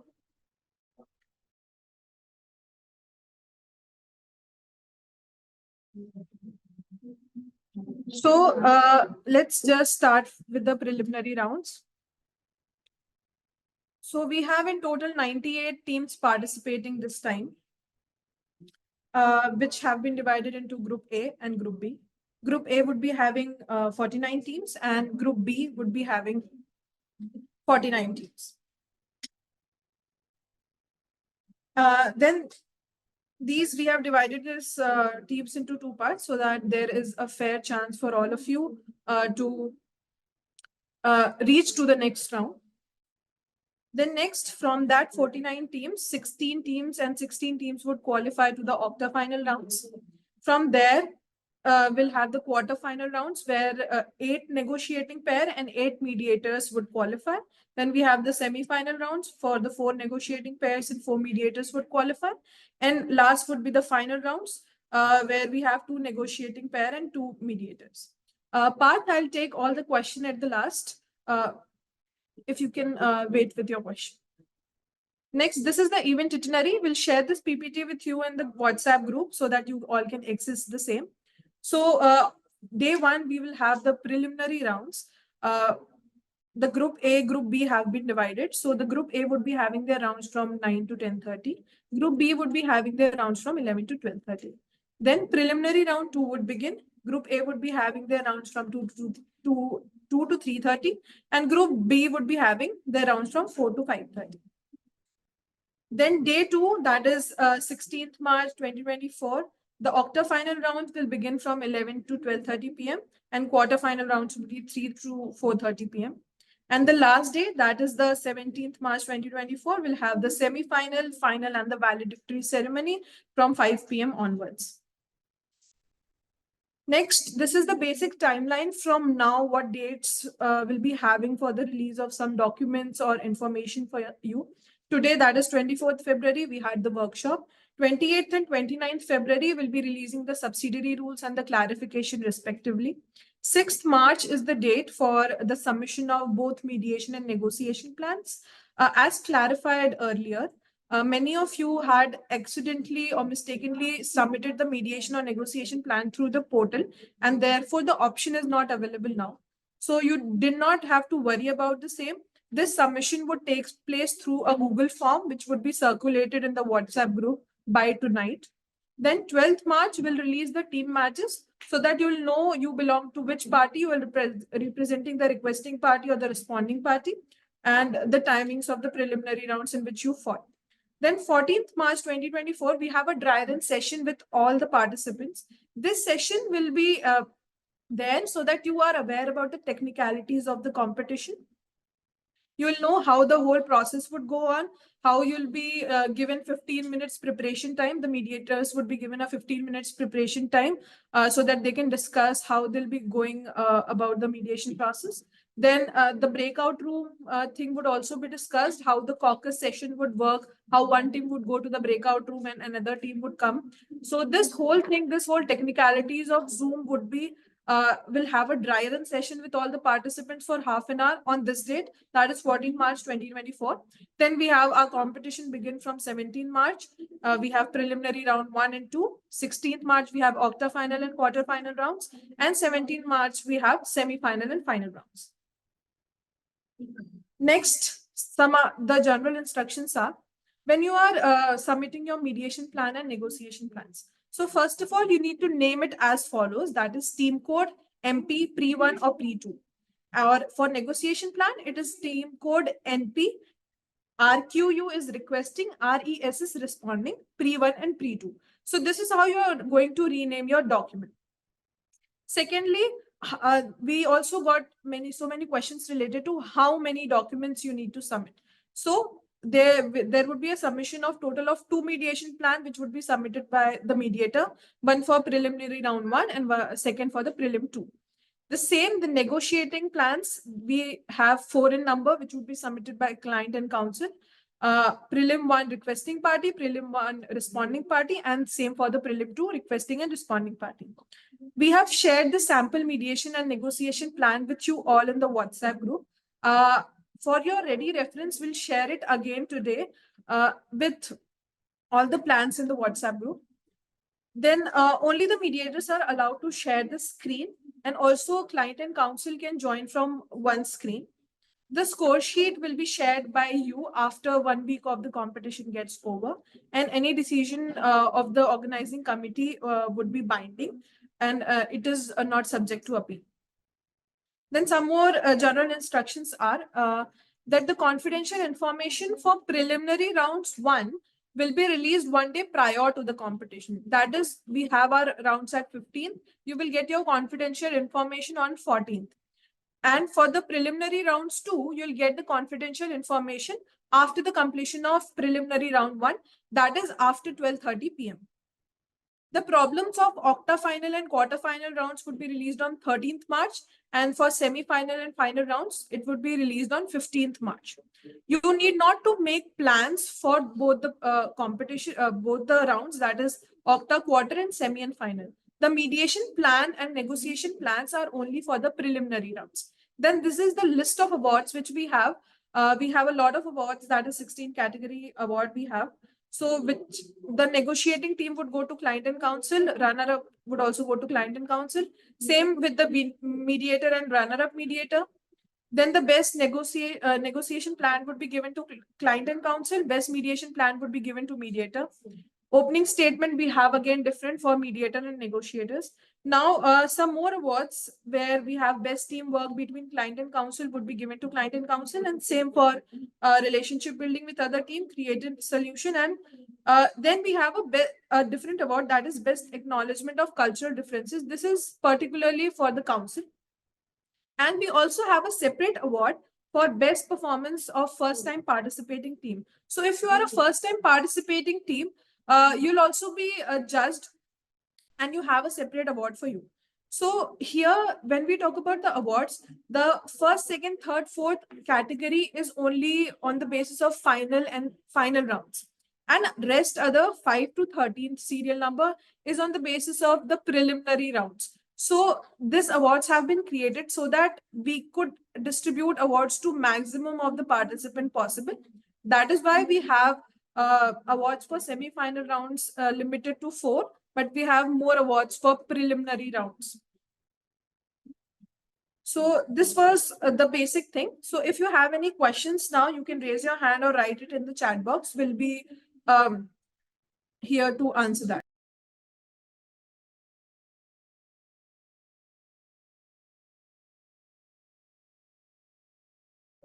Now, if you have any questions, you can raise your hand. Okay, so I have some questions in my chat box. Shivali, we have made a list of teams which are first-time participating team. But if you want to convey us that you are the first-time participating team for our information, you can message us for the same. Also, we'll provide you the samples of mediation and negotiation plans in the group. Yes, Parth, you wanted to ask something? I'll unmute you. Good afternoon, Preet. First of all, thank you so much for this wonderful session. I wanted to clarify about the qualification of the teams. For example, the qualification of mediators and pairs from preliminary to octa rounds, is it based on the is it based on merits or knockout rounds? And same for the octa rounds, the qualification for octa rounds. Okay, so it is based on merits. We have knockout round when we go after quarter final. From the quarterfinal rounds, we are having a knockout round where the team would be knocking out against each other. That will then only see the marks of that individual pairs. But before that, for the octa rounds and for the preliminary rounds, it is based on merits. Was I able to answer your question? Okay. I have some more question in the chat box. It is not compulsory to have a caucus round, but like you will also receive the score sheet in the subsidiary rules. So we have a separate section for the caucus round where you'll be marked. So that is why we have specified 15 minutes for caucus, so that 7.5 minutes each team could take for the caucus session, and that marks could be given to you in the score sheet. But it is not compulsory for you to take a caucus session. We have 98 teams in total for mediation and negotiation both.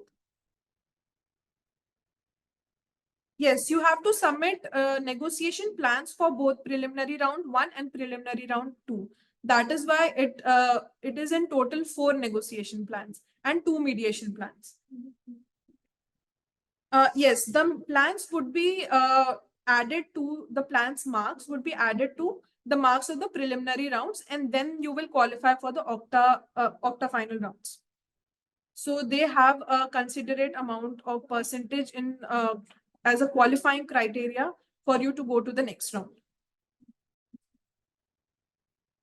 If anybody have any more questions, you can write it in the chat box or raise your hand. Also, it is important for all to note that the WhatsApp group which we have created, it is an essential communication thing for us, because we'll be sharing all the information through WhatsApp. So if you are not added in the group, just let your team buddy know that you have not been added in the group. We'll be adding you there. Also, if you don't have any contact with the OC, write us a mail on this email ID, which I'm mentioning you in the chat box, for adding you to the WhatsApp group if you are not in the WhatsApp group right now. Okay, I'll just send it in the chat box right now.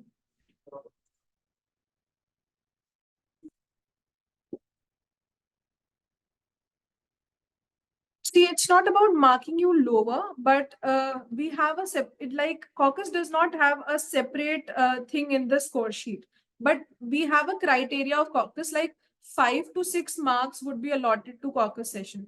So if you are willing to give those 5 to 6 marks, that is up to you. But we have like from 100, we have 5 marks for caucus given in the score sheet. You'll get the score sheet in the subsidiary rules within 2 to 3 days. So that thing would be clarified more, so that you can understand whether you want to take the caucus or not.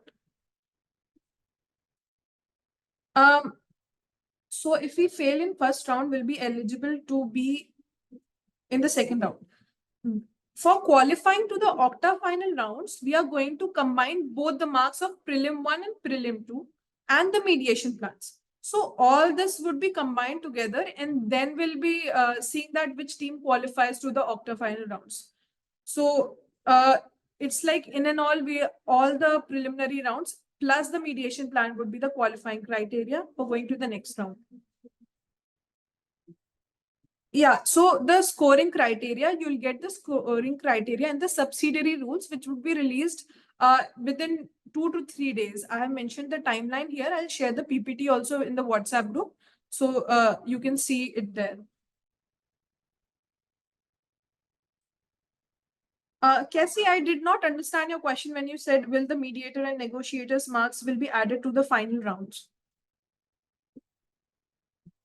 See, I just want to clarify one thing. Like after octa final rounds, the negotiating pair and the mediator would go separate. It can happen that if, let's take, there is a college whose negotiating pair is going forward, but the mediator does not go forward. So that is why I had mentioned in the PPT that we would be having 8 negotiating pairs and 8 mediators. So this could be from different colleges. It is not necessary that all the 8 negotiating pairs and all the 8 mediators are from the same colleges. So we have a separate marking for both negotiators and mediators. They won't be mixed in any time, only when we are counting the marks for giving the award for best performance of first time participating team. Then only we add all the marks in one.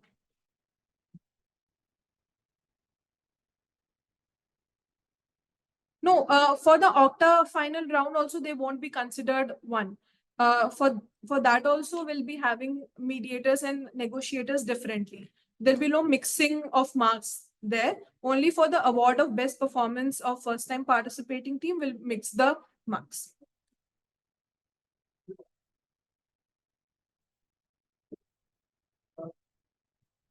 Yes, for the preliminary rounds also, we have different score sheet for client, counsel, and mediator, where the client and the counsel score sheet would be clubbed and mediator would be having it his or her separate scores. Okay, so first time participating team, we have a database of the teams which had been participated from 2.0, 3.0, 4.0. So we have, and in this edition 5.0, so we have made a list of teams who are the first participating team, first time in the S K Misra Memorial International Mediation Negotiation Competition. So I guess we have around 6 to 7 teams, 6 to 7 colleges who are the first time participating college. And from there, we'll see the marking and then the award would be given. No, not the participant. It is for the college. First time participating college. Sorry, I just used the word team, which could make a confusion. But it is the first time participating college, first time in the S K Misra competition. Okay. I hope I have answered all the questions. But even if you have any question, you have your team buddies with you. Ask them as many queries you want to ask. Put everything in the WhatsApp group. They'll answer you as soon as possible. And I hope that this workshop was a great insight for all of you to know what this process would go about and how the whole mediation process would work. And we would like to thank you all for being here patiently from day one. From the morning till here, you all are here listening to the speakers and now currently for the mock mediation and the Q&A session. So I would like to heartily thank you all for being here, for being our audience. And we are looking forward to host you for this competition. We wish you all the best for the competition. Thank you again for joining in. Thank you all.